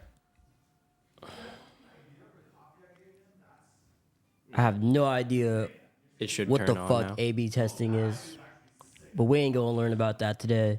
What we gonna learn about is love, community, and the value in it. First of all, one thing you gotta know is you gotta find your people. And you gotta be proud of yourself because you already did that. That's the reason why you're in here. That's the reason why we're all in here. So pat yourself on the back. Pat yourself on the back. Because I'm gonna pat myself in the back. Because I found you. We found you. What are you guys doing? You found us. Now we switch it back Spoken to word? big cam. You're real quick, the podcast. Huh? The podcast. What podcast? I mean, we have like 286 people. It's like one more week of this. Should we do a podcast real quick, like 10 minutes? We might as well. All right, let's do it. Yeah. So we gotta pick a topic, right, for a podcast usually. I mean, what's on your mind? What do you want to talk about? What's on my mind? Oh man, it's under wraps though. Besides What's on whatever, my mind? What's on my mind? Like creatively, like, do you feel like What's on my mind right now, actually, dude, is YouTube and how big YouTube is, how different it's gotten, and how much opportunity there is on YouTube, and how very few people are actually properly making the right content that is going to appeal to like the next gen of people who watch YouTube. Because yeah, YouTube's going to stick around for like another 10 years, minimum 10 years. It's not going anywhere, you know? And I think now it's like the time to kind of start. I just feel like there's a lot of opportunity on YouTube right now that no one's really accessing properly. That's like on my mind a lot lately. I'm curious if you were to start today on your own YouTube channel. Oh, again, for the people that don't know, Farza had a huge YouTube channel growing up. But like, not huge, but like huge as a kid. Yeah, it was like 25,000 subs at max. 20,000? 25,000. 25,000 is a lot. This of is like subs. 2013. That's a lot of subs. Back in the day, bro. It's like inflation, you know? But like, what would you do if you were like, you know what, I'm gonna just do YouTube? I feel like everyone is doing the same shit. Make a funny, cool thumbnail, you know, and then like make some highly edited thing or some high budget thing. And I feel like what nobody's really seeing is we're kind of going backwards. I was talking about this with Jeffrey actually. Did you hear about the Renaissance thing? Yeah. Yeah, so it's like the Renaissance, right? So the Renaissance was where realism and like having everything be perfect and like highly like polished. Those paintings, that was the Renaissance, right? And I feel like after the Renaissance, people were like, nah, fuck all that. We're going back to the basics, right? And I feel like that's where we're kind of at with like content and creative now, in my eyes. So I feel like everybody in YouTube land is like still doing the same like highly polished, highly like, you know, highly edited type stuff. And I feel like what we should be doing, what I want to see more of is just people going back to the basics. Yeah. I feel like that's true. Like, it's almost like if the universe was if aliens were watching us through like a live television, yeah, or like on their phones, and we're all just in like a simulation, they're probably like, damn, I'm kind of tired of like watching this like main theme. Yeah. And their algorithm just starts switching up. And I feel like algorithms are just like seasons at the end of the day. Like, it's just, we're in a different type of season now. Yeah. And like, people are just tired of watching high quality production stuff, and they just want to see the authenticity. There's this guy I started watching a lot. Sorry to cut you off. It just came to my mind. Go ahead. It was this guy. It was Ask Japan YouTube, and he's just a normal ass guy. He has 100,000 subscribers now. Holy shit! I saw this guy's video when he was at 2,000 subs. That's insane. And I watched one of his videos. I think it was this one. I'm a 50-year-old married I'm a 50-year-old man worried about my future. What should I do? 15 minutes long, no editing, just him talking about his life. And this shit got 1.4 million views. You know, so I think that like when I look at stuff like that, I'm like, there's so much appetite for like just good stories and authentic like conversation, like more so than previous times.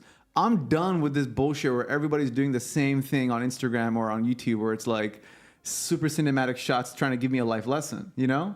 And I feel like, yeah, it's kind of like the post-Renaissance period in my eyes, you know? I feel like YouTube got so big and crazy and now we're finally like coming back down to earth. Yeah. And people are getting kind of bored of all the stuff. Yeah, there was a gold rush where it's like people realize like, oh, I could just stand in front of the camera and have this cinematic shot, and I could just tell people this like advice of like what you should do when it's like that was cool maybe for like a few people to do it, but then like it's just flooding my Instagram feed, it's just flooding everything, and I'm just like, who are you to tell me what advice when it's like you're probably you're not perfect yourself. Like you're just a messenger. Yeah. But like I don't shoot the messenger, but like I'm just getting tired of that. Like show me the real you. Show me you playing with your kids on like a Sunday afternoon and title that. Yeah. Just a father with just a regular job, 9-to-5 job, and I'm just playing around with my kids. Like that's wholesome. Everyone's talking about the MIT one, right? If for you to know, it's like this is just one example, right? But I think everyone knows this one now. MIT Neuro or something. Honestly, this video was pretty mid in my eyes. But what was cool about this video, 8 million views now, wow, is that it's 48 minutes long and it's 8 million views. Now, look, everybody's talking about this video in like content land, I feel like. But I'm just sitting here like, yeah, I mean, that's what people want. Like, people don't want like your super, you're like highly edited, highly scripted, Mr. Beast type shows.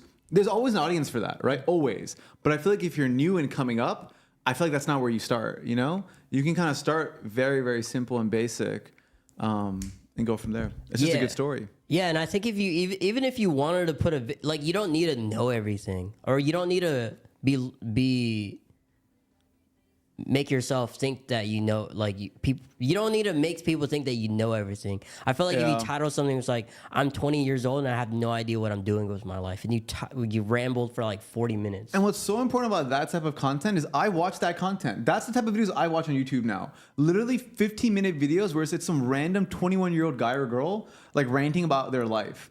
And that sounds kind of weird, right? Like, why am I watching that? But I feel like it's refreshing. It's like this is your real story. This is what storytelling is about. Just you telling us what is going on. By the way, chat, we're just doing a podcast for 10 more minutes or whatever. Impromptu podcast. Yeah, me and Josh are talking about content. Yeah, that's what we do now. What should we call the podcast? Post nights and weekends. How about Bonza? Bonza? Bonzo plus Farza. Bonza. It's like our couple name. Or Bonzo plus Farza, or Farza plus Bonzo. Yeah. I like Bonza. It's kind of cool. Bonza? Yeah. That sounds like garbanzo beans. It sounds like a drug. Like, yo, you want to tap this Bonza? Wait, Bonza is actually a thing. Is it? Yeah, it's like a tape company. Bonsai. I know bonsai trees. Huh. I think that on this type of, you know, I find this YouTube stuff really interesting right now because I am so surprised that no one is really going after it as much. Because everyone's, you know what's funny is like you don't see a lot of people these days, or actually that's a complete lie. You're seeing a lot of people these days start a YouTube channel. Mm-hmm. And the YouTube algorithm is obviously very, very different. We've been saying this internally, right? For like the last 6 months. Especially in the last 6 months, the YouTube algorithm has changed so much where I'm getting a lot more small creators on my feed, man. And people, you know, when I was a kid, in 2012, 2010, like when you went to YouTube, you searched. That's why you went to YouTube. You would search like Smosh. You would search like, Ray William Johnson. But now, majority of people on YouTube, it's the home feed, right? That's obvious. So now I think what's cool is that, you know, the algorithm is just really pushing smaller people. I'm getting people with 50 views on my feed, bro. Isn't that crazy? That's pretty crazy. And I watch a lot of big YouTubers too. Don't get me wrong. I watch like Ludwig. I watch Speed. I watch all these fuckers.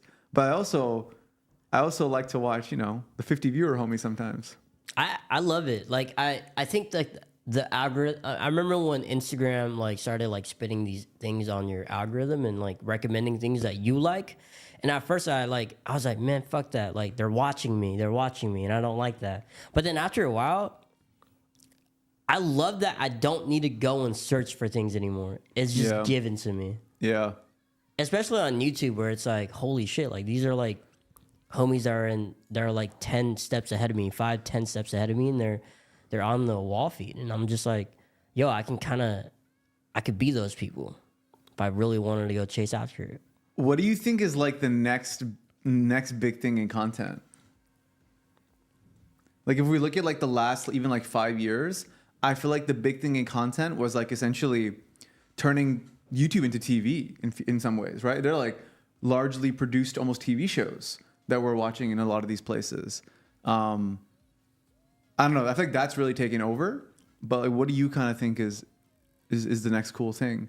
Not for the big people. I feel like the big creators will always have their niches. But like if you're like someone new coming up now, like what's your interest? You think what's your heart say? I think YouTube would be almost like just the market. Like it's just anyone can go out and like create like entertaining stuff, and like it'll just be a TV channel, like a channel with it'll just be television with multiple channels. Like you just flip through. Yeah. And like the niche is gonna like continue to rise, and like sooner or later that's gonna become mainstream. Yeah. But like people are like the little people are gonna have a chance to like create that new form of like entertainment. You know, I also like to follow like my own internal feelings sometimes. I don't really know. I can't really predict the grand scheme of the content landscape, right? I'm not like that smart. But what I do know is I'm not even watching Netflix. I'm not watching Netflix at all anymore. I'm barely watching animes now. I'm barely watching produced stuff. Instead, I am literally choosing to go to YouTube and watch shit like me, you know? And I'm not really like a YouTube addict even, but I'm literally choosing like, oh, I got like 20 minutes here to just mess around. Oh, I'm gonna go to YouTube, you know? And I'm gonna find something there to watch. And I would prefer something that's not like super story driven or super even anxiety inducing, like a thriller. Again, that stuff always has its place. But I feel like even when I look at like younger kids now, like my own kind of cousins and stuff, I'm kind of surprised. I'm like, wow, you guys don't even fucking watch movies like we used to, you know? Like I feel like we would go to the theaters and just watch Iron Man. And that's like a huge deal. But now it's like there's not that innate interest. There's still an interest, right? But it's not the thing to do. Now it's like, oh, I'm gonna hop on YouTube and watch that latest video this person dropped. Yeah. I feel like for a lot of kids these days, if I go to like Speed, right? For a lot of kids these days, I don't know why I'm watching him so much lately, by the way, but it's kind of interesting. Is like a big deal for them is like literally like going to this guy's channel and then watching one of his streams. This is a 2-hour stream, 3-hour stream, 5 million views, 1 million views. You know what I mean? This to me is more exciting than Netflix dropping like a new series. That's me personally. I think a lot of people might disagree with me, but that's just how I'm feeling lately. Like I'm more interested in watching one of these for 3 hours than I am in like, I don't know, watching like the fucking Oscars winning whatever movie. I'll still watch that, but it's just different. Yeah, I feel like for the younger crowd and then also like people like or some people are a lot of some people our age love to watch this stuff because it's like you can actually interact. You feel so close to the creator versus like watching some Netflix shit, and you're just like, you know, it's just there's no like the person feels more engaged and they feel like they're part of the channel, and I feel like that's why a lot of kids like that I knew like 10 years ago that were like barely a baby, I would see them like watching like this live stream on like YouTube. Yeah. You know? It's just interesting, man. Content's such a big part of both of our lives, I think. Yeah. Like it really is. For different reasons. And I feel like we just come from different backgrounds, right? So where it's like they just mean different things to us. But it's still like the same thing, which is like, yeah, you want to feel connected. To me, I want to feel connected to like my fellow humans. Yeah. You know, like there's so much happening in the world. When I see this I Show Speed nonsense where he's in Hungary eating like fucking whatever he's eating and going crazy, to me, I'm like, oh man, there's a dude like that out there. Wow, that's kind of interesting. And that's kind of the feeling I get watching a lot of these kind of people and creators. I also have a thing where I don't watch real people shows. Like, I'm like anti. I like hate real people shows. I literally only watch animated shows. So again, everyone has their like content preferences. But that's interesting because I would never watch a reality TV like, for example, like Kim Kardashian or whatever. Yeah. But I would go watch some of these like vlogs or something on YouTube, like almost fully. And I feel like they're not that different. What I think is kind of funny, even what you're saying, is like a lot of people in nights and weekends, even right now, like I see who they are, I see their demos and all this shit, and I'm almost like, damn, you're pretty interesting. Like, I kind of wish you just dropped a 2-minute video every week, you know, with a decent thumbnail and call it a day. You know, just raw, recorded. And I feel like I would watch that. And I don't know, it sounds dumb, but I really do feel like that sort of stuff has become interesting again. So it's kind of like in 2008, 2009, YouTube, the main things you would watch is just people with their webcam on. They'd say a bunch of stuff that was interesting, and then that's it. Yeah. And then you got the Casey Neistat days, which I was not a part of, but you were a part of. But now I've looked at it now. I'm like, oh, wow, like that's where that style came from. And then all the way now to Mr. Beast, where it's like fucking everything's crazy, you know, insane. And then all these new kids are coming now, you know, on the platform. Like even like me, like I'm coming back to it. I'm like, oh, like now what? Like what's next? Right. That's cool. Solid. Someone in the chat said that we need to see a therapist. We need to see a therapist. I mean, probably. Do you know how fucking difficult life is? We all need to see therapists. You need to go see a therapist. Chill, whoever said chill. that. I'm tired of entrepreneurship content being filled with people who yap about building a company and then not actually building it. But that's the thing though. Is like we have the option to not look at that stuff.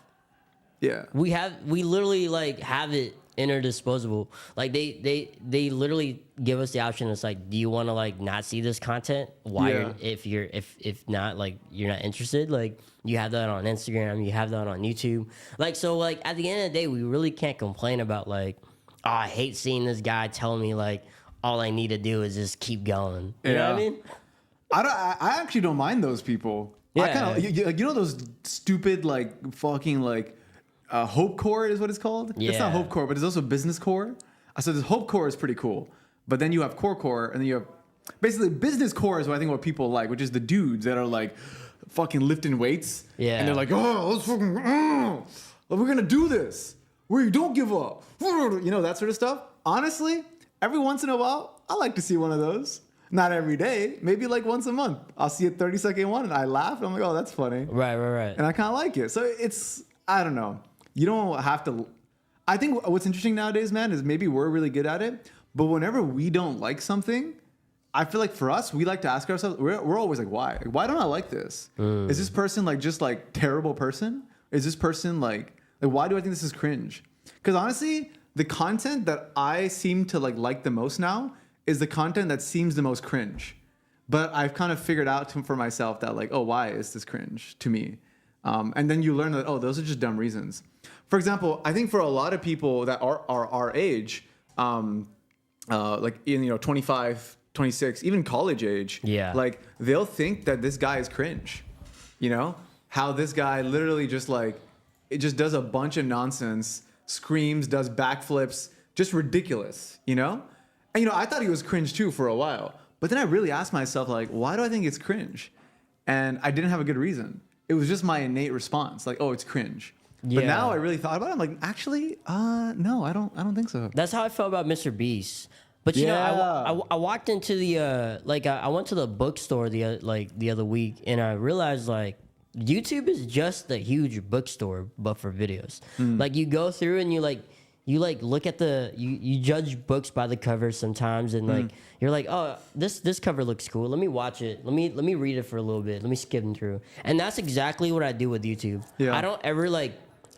It's very hard for me to watch a YouTube video fully. Yeah. But like I would watch the first few seconds in the intro and maybe skip to the middle and see what's up. Yep. And now it's like on YouTube you can see where most people would watch the thing. Yeah. And that's really useful. But like it doesn't mean it's a bad video or I hate it. It just I have the opportunity to like look back at it later. You know what's funny is like I feel like one difference between 2010 YouTube and 2024 YouTube. 2010 YouTube, I feel like people honestly would get into other YouTubers because of their lives. Yeah. Like, it's hard to describe. It's like, I'm watching your video because I think your life is interesting or I think you're interesting, But I feel like I feel like we're done with that now. There's too much of that. And I feel like now it sounds weird, but it's like, why do you watch a YouTube video? It's like, what am I getting out of this? You know, am I gonna get to laugh? Am I gonna get to like learn more about your life such that I can apply it to my, you know what I mean? Yeah. And I feel like that's kind of just something that's new. Because I don't know, even if I show someone like this sort of video, like, you know, so if we go to this guy, some of his oldest stuff, you know, this is really old YouTube. I feel like I literally would follow them. Why? Because he was a kid, my age, around my age, that was really funny. Yeah. And I was almost like, he's so cool. Like that's so cool how he has these friends and they make funny videos and they're funny. That's why I followed them, right? And I think nowadays, there's still a version of that in my opinion, but it's a lot more like, because there's so much out there, I feel like a lot of videos do need to be more like, you know, what's in this for me? You know? Yeah. That's why, again, that video, that MIT neurosurgeon guy, I think someone asked, like, he's putting in all caps, like, what's the, actually, I want to ask you, Josh, like, what do you think the difference is? Like, why does a video like that blow up where it's like 8 million views, I'm an MIT neurosurgeon that dropped it all? You know, like, why does that blow up? Because there's a world where that gets 10 views. I think that it's not just like kids nowadays are. It's not just like the way I see it is like, no matter what age you are, well, maybe, but like a lot of kids are exposed to like a lot of the stuff that we're exposed to, and I think that those like kids not our age are probably clicking on that and are just finding that interesting because it's like they're smart as fuck. Yeah. You know what I mean? Yeah. So it's not just our people our age watching that stuff. It's little kids too, I bet you. Yeah. It's like the 13-year-old, 14-year-olds of the world, you know? Yeah. I feel like a lot of people, let me tell you what I think is like wrong, right? A lot of people will look at this video and be like, oh, it has 8 million views because it has, you know, maybe like a great title. Yeah. Or like it has a funny, like interesting thumbnail or because of the length, you know? I actually don't think, I think those are all fine reasons why. Like those are all like practical reasons this blew up.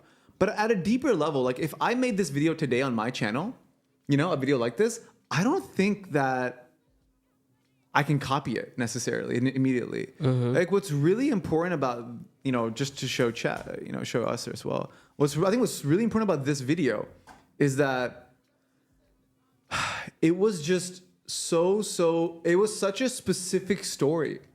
Like, you know, when you go to watch a movie like Marley and Me, you know it's going to be a movie about a dog and a couple. Mm-hmm. And that's a big reason you go to watch the movie, actually. And I feel like when I click a YouTube video, the ones I click are ones that feel like coherent stories or coherent journeys. And I feel like that's why this one is so good. It's such like a coherent, not concise, but it's a coherent story. Mm-hmm. That's just interesting. So again, I don't think YouTube is that different from just movies. Mm-hmm. Like when you go to watch Iron Man, what's like the YouTube thumbnail and title for Iron Man, you know? Like billionaire man builds a iron suit to fight terrorists and save his country. You know, like that's a great story. I would click that. And just so happens that Iron Man's an hour-and-a-half edited movie. Yeah. But then this one is a 50-minute, no edited movie as well. So to me, I feel like every single YouTube video is a movie, and that's how I think about it, at least. Yeah. But it's like, what are movies? They're coherent stories with very clear like pitches, you know, to audiences. Otherwise, no one's gonna pull up to a fucking theater, you know, and pay $15 unless they know what the movie is about. Like that doesn't happen. Right. But there's like an equivalent today, which is YouTube. Like, oh, people aren't paying money anymore, right, to click the video, but you have to grab them. You still have to give them like a little. You still have to make them want the story. And I know, like, yeah, thumbnail and title, all that shit is important, but the story itself is the most important, you know? A shit story with a great thumbnail and title is not going to work. So. Yeah, I also think that, I agree with you there. This just, like, got brought up to my attention, but I feel like a lot of adults nowadays are on YouTube more than they are on, like, people are downloading the app. And, like, I feel like more people are like, yo, like, especially after COVID, everyone's just like, yo, I kind of want to like be more intimate or close to myself and like find true discovery. And like they probably downloaded YouTube to just do that. You know what I mean? And Yeah. yeah, I know that might have sounded really weird, but like, you know, like I keep YouTube because it's just like I love shit like this. I want to find people like this. Yeah. I don't ever like open up my app and like think that there's gonna be like super famous people on my app, on that app anymore. It's like, no, I'm gonna go open that app and I already know like someone like me is gonna like post some fucking intimate shit like this. Yeah. It's just nobody else can tell that story. Yeah. And I feel like that's what I don't have any people in chat are asking like us for advice on YouTube. Like, we don't know. But like, I feel like I'm gonna get back into YouTube one day. Maybe it's when I'm 30, maybe tomorrow, maybe when I'm 40, because it's not going anywhere. But I feel like now what I understand about YouTube is that this is a platform and a place where you tell stories about through video. It's a video platform. But you tell those stories. You want to tell stories that only you know, only you are able to tell. And every single person in the world, from like a 12-year-old in a random suburb to like, I don't know, Elon Musk, has stories that only they can tell. And I think it's about telling those stories. And you know, honestly, I feel like YouTube is like the video version of this. You know, Twitter is like the text version of this. Instagram's like the photo short version of this. So again, there's all these places now to tell your stories, and it's almost like picking your form factor, which is kind of cool, and then dedicating yourself to a form factor. I don't feel like you can like get good at all of them at once. You got to pick one and like dedicate like years, and then I think you'll go from there. Yeah.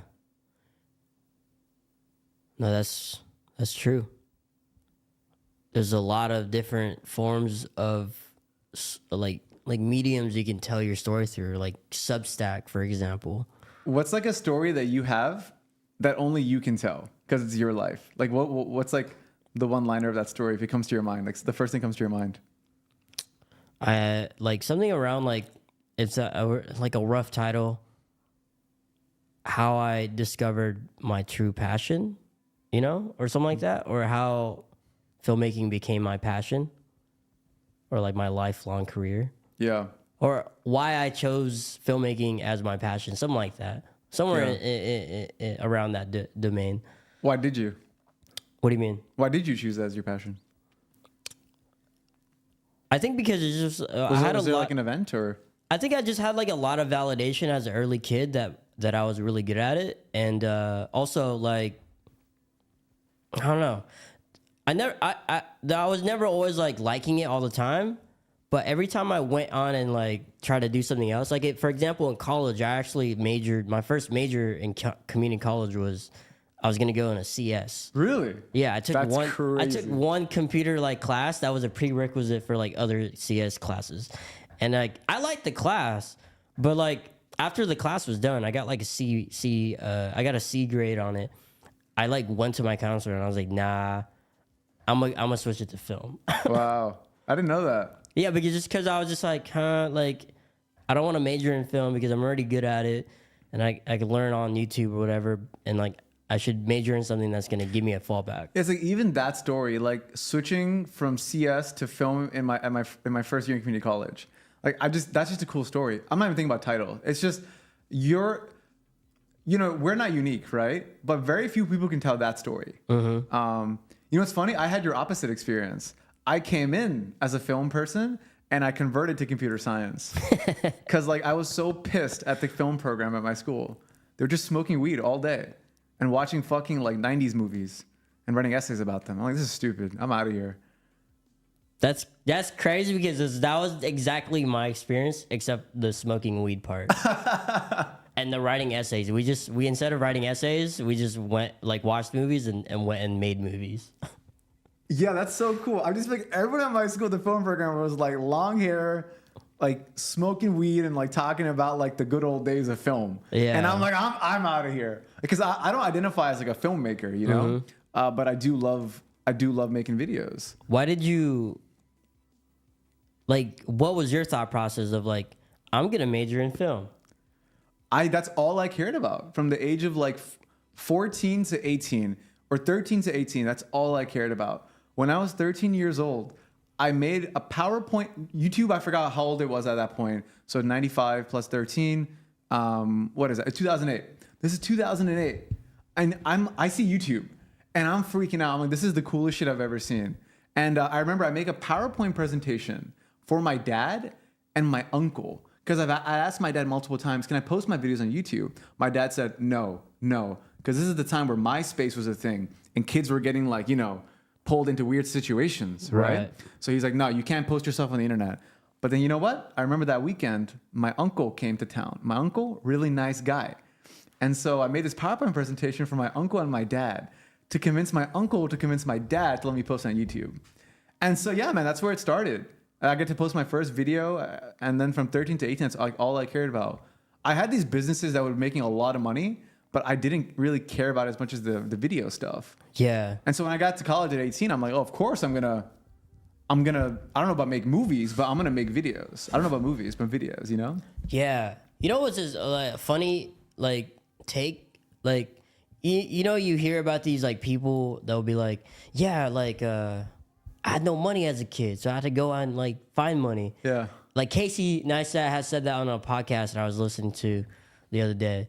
And, I've heard a lot of other, entrepreneurs or, business people or, founders or, whatever, have said that. It's like, I didn't have money as a kid. Yeah. And I went out and made money. Yeah. I'm just thinking to myself, I was like, why did people have to think about having to have money when they were 12 years old?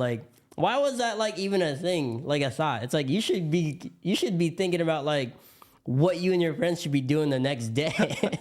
Why was money a situation? Maybe some people well, probably because we're both immigrant families. Yeah. And our parents were we didn't have that much.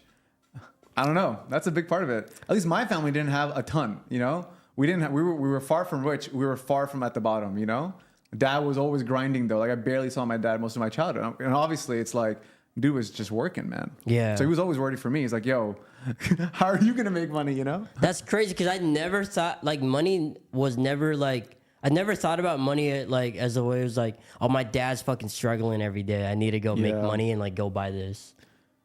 Yeah. Until I got to high school, then I was just fuck. Well, how am I gonna make money? Yeah. You want to hear a story actually about me and money? I despise conversations about money and thinking about money generally. But I remember when I was 14, when I was 13, my dad had a video camera. It was a tape camera. And I was tired of that camera because it was so hard to convert that camera to a YouTube video. You literally couldn't. It was almost impossible. When I was 14, the Canon dropped the TI series. T1i, T2i, those things? Yeah. I think it was around 13 when I was 13, 14. And I asked my dad, dude, it was $1,500. My dad's like, no way. Zero shot. Maximum I can give you $100 for a camera. And I'm like, God damn it. He's like, you got to figure something out. And dude, I literally started my first business to buy that camera. And so I remember I made $10K and I was I literally remember going to Amazon or it was eBay at the time and I buy the most decked out Canon T2i. I get the Rode mic. I buy lights. So again, I did everything to make videos.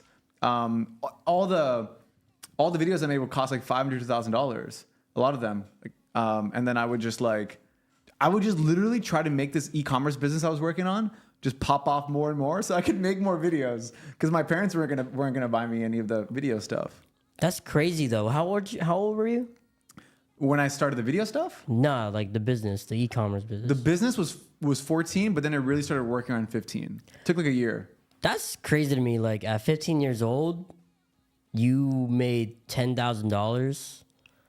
Because at 15 years old, a lot of my friends and I were just playing Call of Duty.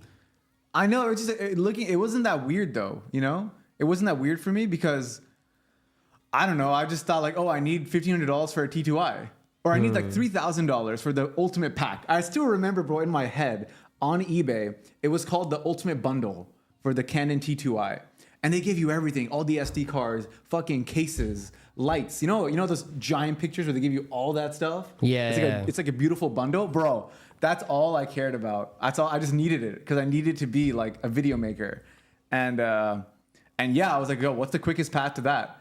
And for some reason, I just thought, oh, I sell stuff online. Because I did so much stuff online already at that point. That's crazy. So I was like, oh, let's sell this shit. And then in a weird way, that stuff became bigger than my video stuff. So like I started doing a lot more sales. I had like a little team, and I'm just there like, I just want to make videos. So it was weird. So when I was 18, actually, I literally dropped the whole thing. I'm like, I don't care about it anymore. I gave it to my uncle. My uncle runs it to this day. It makes about $2.5 million a year right now. What? Uncle's still running it. That's crazy. Yeah, I was just like, I don't give a shit about this anymore. I wanted to make videos, and so when I was 18, I was like, I'm done. Like this was never supposed to be this, you know? So, damn, $10,000 at 15 is like, you probably felt like you had like had all the money in the world. Literally, like I was getting like 5 to 10K a month. It was crazy. That's insane, bro. That's like a dude. And you know what I did? Can you guess what I did? The three things I spent my money on. Just cameras? No, well, the camera was the main thing, but it was buying McDonald's fish fillets. Literally every day, I would go there and I'd take two of my buddies and I'd pay for them. And I was just like, I got you guys. And we would get the whatever McDonald's and the McFlurry. And it was like the biggest deal because none of my friends had money, right? So it was always nice to be like, yo, guys, I got you. And so that was like a weird motivator. I was like, I gotta keep my homies fed, you know? Damn. I gotta keep them happy at McDonald's because it sucks to go to McDonald's and like not get the McFlurry with Oreo, bro. That's crazy to not do that. And so I had to. And I also then spent it on movies. That's about it. Everything else just went to a savings account that my dad took care of. I didn't really see a lot of the money, to be honest. Wow. That's insane. But see, that's what I'm getting at. Stories that only we can tell. That's what this platform is about, bro. There's so many stories in your life. I know so much. I don't know even 10% of your life right now. And I think that's fine. But it's like there's so many stories in your life that I'm like, what the fuck? That's crazy. Like, honestly, in a weird way, I'm really interested in your security guard days. My security guard days. Like, I want to know, how did Josh become a security guard? Was there training? Like, how did he get out of being a security guard? What was a weird thing he saw when he was a security? In a weird way, like, that aspect of your life, maybe looking back to you seems like really like normal and like kind of like whatever. But to me, I'm like, that's kind of cool. Like, I don't know. I don't know that many security guards in my life. What goes? And then now you're here.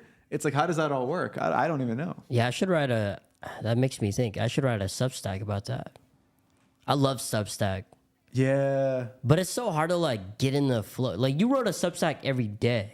No, every week for about 3.5 years, 4 years, 3.5-ish. Yeah. That's crazy though, because I go back and I'm like, I wrote like 2 Substacks and I felt like I had like a lot of feedback, like good responses. But like now I go back and I'm like, I can't do that on command. I can't do it I can't write like on command. Yeah. Like I have to like be going through something. That's interesting. Like it's hard for me to do it, and I'm just like frustrated. Do you think you can like train the muscle? I definitely can, but like, yeah, it's just like you don't want to write about something that happened like 5 years ago sometimes, or like you don't want to write about something that's like yesterday. You want to like for me, I want to write something that like happened in the moment, or like I'm thinking about in the moment, and it's like fresh. I'm like okay, and I just keep going till I can't no more. Substack was probably my, at the time, favorite way to tell stories. I love Substack. By the way, Substack is nothing special about Substack. It's just people put in their email and you can send them an email. Mm-hmm. Honestly, Substack is nothing special, to be honest with you. Like, there's like no value in being on Substack. Literally nothing. There's like 50 competitors. Just pick any of them. So when I say Substack, I'm not literally a Substack fanboy. It's more like, the action of making a newsletter. Yeah, man, I just think that was such a fun way to tell the stories that I got to tell. Because a lot of times video, for me, like around 18, 19, 20, 21, and around those ages, I was kind of like, I didn't want to be on camera. I was like, you're kind of your teenage years, late teenage years. You're like, nah. Yeah. And so I felt like writing for me was like a lot more fun. Yeah. I don't feel like being on camera even till this day, too. But what I do like doing is like setting up the camera positioning and the angles. But even talking to the camera in front of the camera is still so crazy. to I me. still struggle with being on camera. I feel like, when I'm on camera, I hate being on camera. Yeah. But then like after I look at it and I look at some of the stuff and I'm like, it's actually not bad. It's not bad. But then it's obviously like I'm just in my own head. You're also really good on camera, but you don't even know. I hate being on camera by myself. Like this guy right here, like I don't know how he 48 minutes. I don't know how he does it. Like I can't he did this for 48 minutes. I can't even do that. And like he was talking like thoroughly sometimes.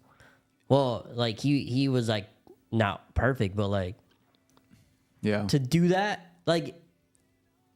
without like wanting to like restart is crazy to me. Could I actually tell you what I do to kind of like, I train myself a little bit to get better at that? Yeah. Still every week almost, I vlog to myself. It's like usually 20, at minimum 5 minutes, at maximum 45 minutes. And literally I just put the phone down and I just talk for 45 minutes about like my week, my whatever I'm thinking about, a story I want to tell, And it sounds ridiculous. There's just these giant 45-minute videos on my iPhone. But like, it turns out, man, like I kept doing that and I just got so much better at like being able to like speak. I did it. I started doing it because I wanted to get better at speaking because I sucked at kind of, I had a really bad stutter. I don't know if I ever told you. Yeah. But I had a really bad stutter for most of my life. I couldn't even complete a sentence till like 21. So it's like, I started doing that stuff to get better. That's a Substack right there. That's a Substack. Nowadays, bro, I don't know. I don't like Substack anymore, but I liked it a lot back then because I don't check my email. But I got this idea though. I really want to do a version of Substack that is text message. So like these little stories that are maximum 4 paragraphs long sent to you once a week via text or iMessage. And I feel like, honestly, for me, there's a much higher chance I look at that for myself. Yeah. Versus I do not check my email. It's full of nonsense like the prince of whatever and like, I don't know, some dude trying to like skedaddle me into like doing some shit. Yeah, I'm still getting like I subscribe to this like PhD Stanford like free like books articles thing when I was trying to get free books for school, and I'm still subscribed, and they keep sending me emails. Yeah, man. I mean, honestly, I know a lot of people are on email, but I just don't check it. Nah, I hate checking. I my literally email. just checked my email today. I check it like once every 14 days, and I do it in bulk. Yeah. It's such an old thing to do. Like it's something that's in the, like it's like when we go to the airport, we have to take off our shoes. Yeah. Does that not feel like prehistoric to you? Like why are we all in the terminal right now? Yeah. With our shoes off? Like are we having a slumber party? You know what's so funny to me? Like when you say that, I feel like, but I love Mr. Beast, so don't take this the wrong way if you're watching this, Jimmy. But I feel like this is prehistoric. Yeah. I'm not saying that in a bad way. Email is the most popular communication channel in the world, or one of it, right? And that's why I look at this and I feel like it's prehistoric. Not because it's bad, just because it feels like, there is a massive audience for this type of stuff. And that's why people are doing it, right? Yeah. So it's like, why do people do email? Bro, we know why. Because sadly, it is just what we always have had, and it's going to continue being a thing we always have. Yeah. Just like Mr. Beast videos, like that's like reality television, man. Reality television is not going anywhere. It's been around for like 100+ years. It's not going anywhere. Yeah. So, but I still feel like it's prehistoric. And that's why, honestly, even at buildspace, when we started doing the email marketing stuff, we just wanted to make it fun. That we just made it like a joke. Like we didn't take it seriously. We were like, oh, let's just fuck around. Yeah. With some nonsense. So otherwise, I don't think I would read our emails sometimes.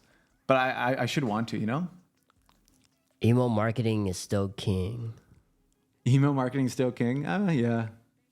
Honestly, I just don't read my email. That's what I always build for myself, I guess. Kaido said, Farza, I'm stealing your idea. That is a pretty good idea, actually. The text message thing? Yeah, because I'm actually, when you said that, I'm like, oh shit, like that's hype. Yeah, like if someone built up me a platform where I could like write like a 4-paragraph weekly essay and it sends across WhatsApp, text, or iMessage. Yeah. It lets me choose my platform of choice depending on the user. Like for me, I would like it to send me as a blue bubble.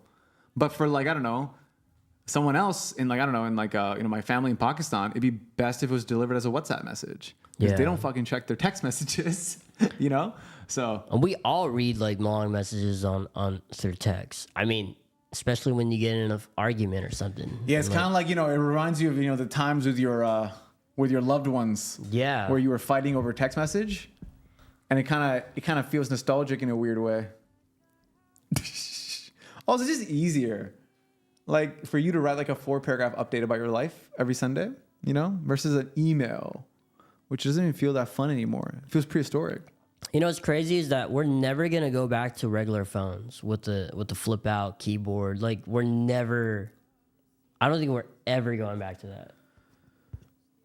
I just stopped using a phone, remember? Oh yeah. This dude leaves his phone, like, you have a phone out there. I remember you bought another phone because you broke the other phone, and I literally didn't use the phone for 3 months straight. I literally just has the Apple Watch, which I don't even have. I don't even have my phone on me. I don't even know where it is. That's crazy. I don't think I ever see you with a phone. I use TikTok every night, and that's it. And I think I have my phone though in my backpack. But if my mom calls me, Yeah. I gotta pick up. But other than that, I really don't use my phone at all. TikTok? You're on TikTok still? TikTok seems so boring to me now. Dude, I do TikTok/YouTube/Instagram Reels from like 8 p.m. to 8:30 p.m. I'm literally there. I'm on my cell phone, bro. It's like my best time. I'm just like looking through all these shorts. It's awesome. Cause I don't really watch a lot of TV anymore, so I'm just like chilling watching that shit, man. Yeah, like there's a lot of good like Netflix shows coming out, and I just can't, like, I don't know, I can't watch them. Nah, man. If I have a choice between watching like, I just have a lot of fun watching like YouTube videos and TikTok videos. It's just have a lot of fun. I degen so much when I watch the Instagram Reels. I'm actually on Facebook Reels as well, and that's pretty. That's fun. Crazy. Yeah, it's fun.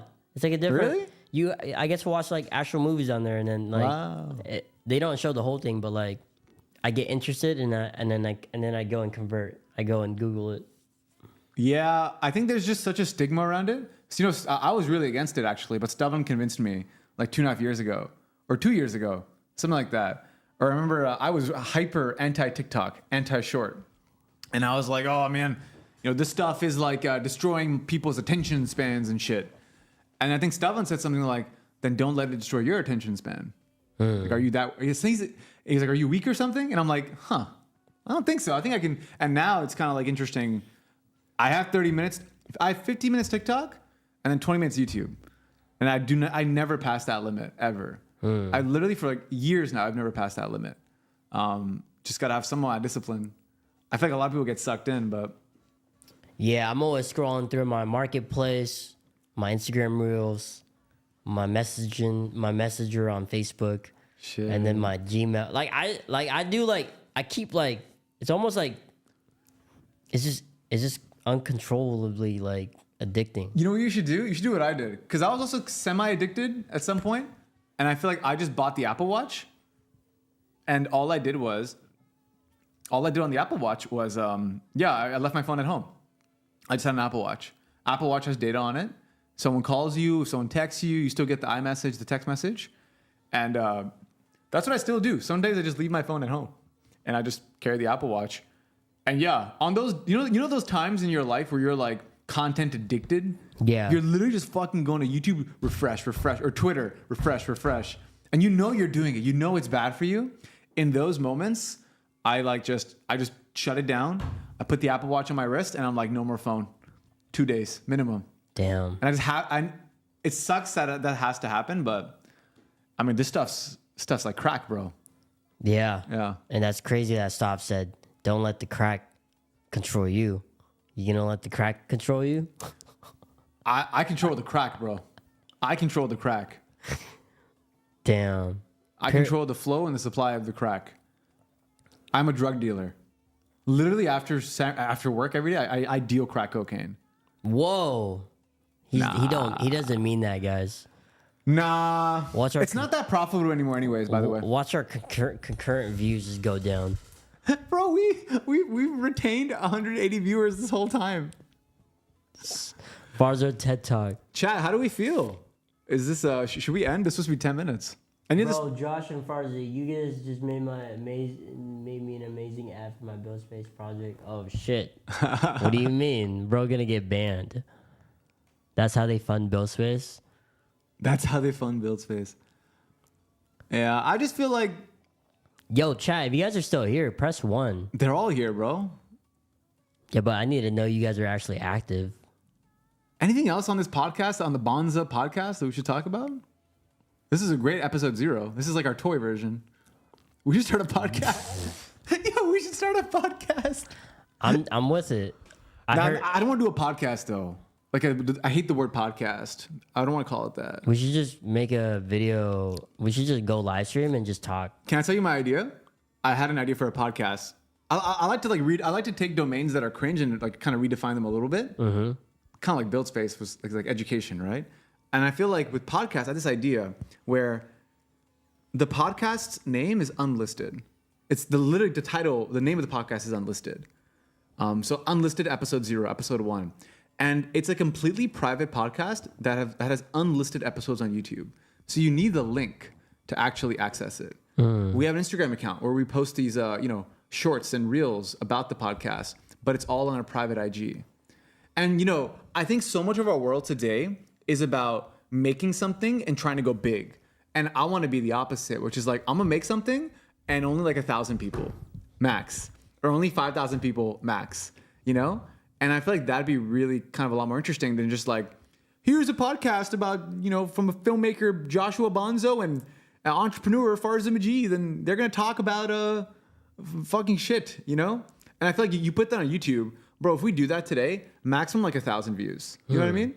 And I feel like there's nothing special about it. So that's why this podcast is going to be called Unlisted.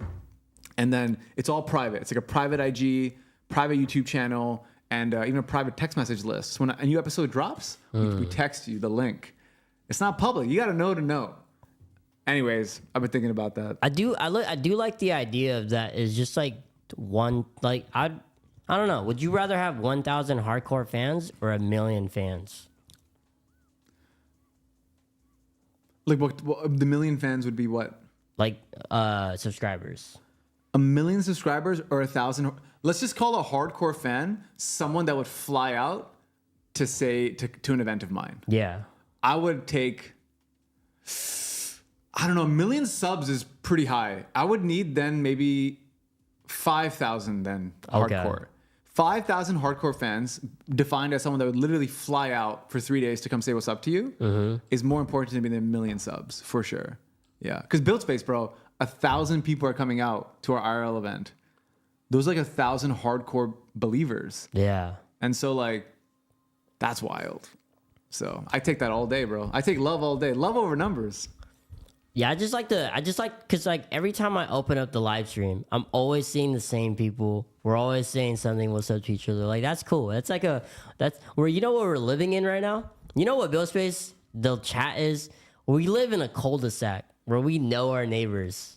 we're in a cul-de-sac right now. It's like Kaido's there. Rashid Records is there. We got fucking Naklecha here. Yeah, like, oh shit, Naklecha, what's up? You know what's funny though is that I really do believe that this scales too. I really do believe it. You know why? To this day, I watch PewDiePie live, and I feel like I'm with the homie. I really to this day feel like that. And he has his own little memes that I feel like I'm in his community and is like no. Obviously, I've never once talked to PewDiePie in my life, but I still feel like he's like a cool next door friend, Yeah. And I don't know. I feel like that's what Buildspace is too in some ways. I actually modeled Buildspace off of PewDiePie when we first made it. That's wild. I was like, because we had the option like, should we use Zoom and let people talk to each other, or should we just do it live on Twitch? And I was like, what does PewDiePie do? Live on Twitch, at the time. And because if I can feel connected to PewDiePie when he has 50,000 people watching him, that means there's something special going on there. But yeah. And that's what a lot of content creators don't got nowadays, which sucks. They're just trying to go fucking viral. But they're not even thinking about how they're going to nurture their like initial small group, of people. Yeah, everyone's trying to scale so big, so much, and they can't even deliver they can't even deliver to the first 10 Dude, people. I remember on YouTube, I don't know if you remember, you could go to people's channels, they had a wall. You remember that by chance?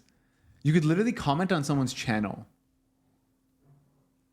I think so. Shit was Can't you still do that now? They have community now, right? Oh, okay. But before that, it was just like a simple wall where other people could come in and then comment. And bro, I remember every single subscriber I got when I was like a kid, I was like, oh my God. I was like, thank you so much. Thank you so much. And I was literally so emotional about it. I was like, who is this person? I would go research them. I'd be like, yo, do you want to I would love to send you a letter, And I feel like nowadays, bro, we don't got that. People are sitting here like, oh, I only got 10 likes on my YouTube video. Yeah. It's like, dude, that's crazy. Who are those 10 people? You should adore them like your own family. Yeah. And I feel like that's just missing nowadays because everyone's just trying to oh, I didn't get a milli, therefore I'm a loser. But it's like, bro, who are those 5 people that even liked your TikTok? Yeah. I get hyped. I made this YouTube video a while back with it was a skate video amongst me and my friends. And I put a lot of effort into it. Well, not a lot, but it was medium effort. And some kid from Mexico was commenting, was new fan from Mexico, hi from Mexico or something. And I was like, yo, that's cool. I don't even care whether this video blows up or not, which I wasn't expecting it to. But the fact that some kid in Mexico saw it, I was like, yo, that's cool. You know what this reminds me of? This reminds me of a video I made with a buddy. It was one of the first videos I ever made. And it's the first video that actually got some comments that I made. Oh, shit, that song? This one. I made this one. I remember, bro, we passed 1,000 views. I was one of the best days of my life. Wait. I think I was 13 or 14 years old. I could have swear I've seen this video. Bro, there's no way. But I wrote, I directed this one, everything. I remember my friend Uzair wanted to make a music video to this song. And so we made it. And so I remember we made this music video. It was so dumb. I love this song. I used to love this song as a We kid. bought an afro for my buddy. But what's funny is, bro,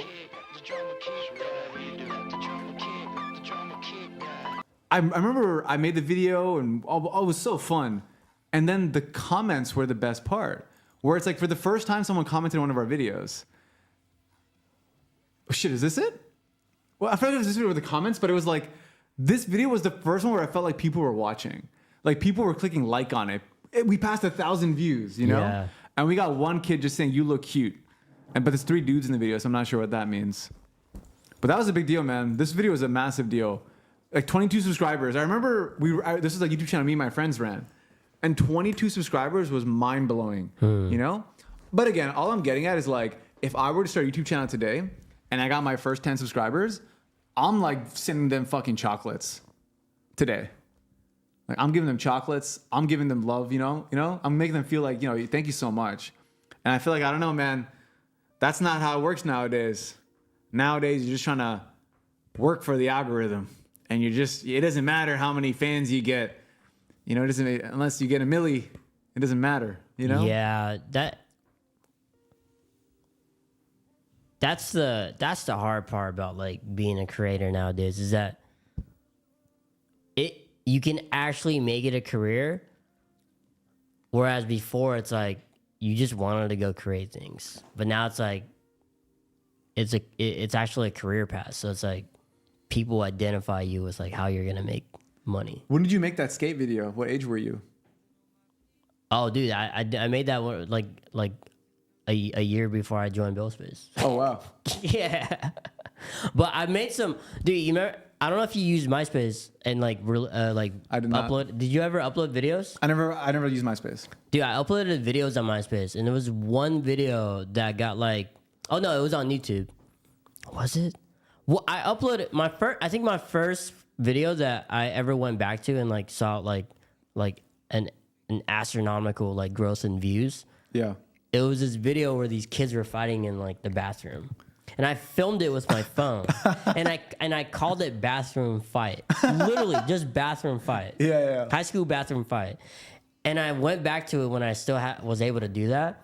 And like, dude, it had like 70,000 views. And I was just like, holy shit. And it was crazy because when I saw that, I was like, wait, hold on. There's something here. I could create this. I can actually be a YouTuber. Yeah. And I'm just like thinking all these things like, holy shit, like that's crazy. But then I couldn't log into it because my dad used the account. And I don't know what the fuck happened to it. God damn it, Dad. Yeah. You know what's funny is my brothers also made YouTube videos when I was a kid, and my little brother passed 1 million way before. I never hit 1 million views in a video, but Farhan, that was the goal. That was a competitiveness in our family. My brother Farhan hit 1 million on a Minecraft video. I was so mad. I think I was like 16. He was like 13. I was so pissed. And I was like, God damn it, Farhan, your stupid ass Minecraft video doesn't count. And he's like, you're just being a sore loser. And I was being a sore loser. Damn. Yeah. And he got a milli, bro. And he kept doing it. He kept getting more views. And I was like, this sucks. Does he still do YouTube? He streams. Oh, he streams. Yeah. He still wants to do stuff like that. Okay. And make content and stuff. What's his day job though? He's a house husband. Oh, what? Yeah, he's married to his wife. His wife works, and he just takes care of the house, cleans, cooks. Now that is the best damn job anyone's ever can have. Yeah. And then my youngest brother is trying to become a physics PhD. Oh, okay. So that's the family. But then they all want to be content creators. All of us are not content creators, but all of us are we want to make content. Like my smallest brother wants to make physics content, and then my little brother, middle one, Farhan, wants to make gaming content, and I just want to make like interesting stories. Yeah. All right. Being a house husband, it don't sound too bad though. Like, Dude, it's actually looks like kind of a vibe. My dad hates it though. My dad is like a Pakistani immigrant guy, you know? He's like, what the fuck are you doing? What do you mean you just stay at home all day? It doesn't compute for him, you know? Yeah. And Farhan's just like, oh man, I just chill. I'm chilling. I cook, I clean, you know? That's crazy to just wake up, even just for a month, and just realize that's like your life. He's vibing, bro. But he will get a job. He's trying to make a game, make videos. He's gonna do stuff. He's so young, bro. He's like 20. He's like 24. Oh shit. Okay. He's chilling. What was that? Who said that? Pakistani? Pakistani. Not Pakistani, bro. I didn't say that. I didn't say it like that, did I? I'm just kidding, bro. You didn't. You said the right Pakistani. way. Pakistan. You know, they say like Iran. Iran? Yeah, Iran. Iran. You know, George Bush was like, you know, we had an attack today in Iran, in Pakistan, you know? Oh, that's crazy because I never said it like that. I know you didn't, but people in my childhood always No, said. I mean like I never said I used to say Iran, Oh, yeah. but it's Iran. It's Iran, yeah. Okay. Yeah. It's just funny. That's just wild. Funny. Bro, this was episode 0 of the Bonza podcast. Oh, Jeffrey's here. Still going on? Yeah, we're closing up shop. This Yeah. is the final word. You want to say anything? I was over here. Thank God, Farzal was over here getting Yanni and falling asleep. Brought you back? You brought me back, bro. Let's go. Guys, you basically have one more week left. And the reality is, this weekend, you really got to go enjoy some sun and think about what you want to do, you know? Like you really need to like look back on what you learned. Otherwise, 6 weeks is going to just go, and then you're going to take a break because you guys work really hard, and then you're going to look back and then you're going to be like, yo, what did I learn? So take some time right now. Yeah, man. Take 2 days, reflect, because next week's going to be hard, I think, right? Yeah. We're going to ask a lot of all of you with your demo videos and everything, and I like that. Touch grass this weekend. That's good. Josh, final words? By the way, the podcast is called Bonza. Bonza. Bonzo Farza? Yeah. Let the grass touch you, guys. Remember, or you can touch the grass, but it's better when the grass touches you. Hey, have some grass. You know what I mean? Oh, no. No, like No. salads. Oh, that reminds me. I got sushi waiting for me, guys. I got a bento box. Yeah. No, All right, bro. We both got a bento box. Yeah. All right, guys. All right, guys.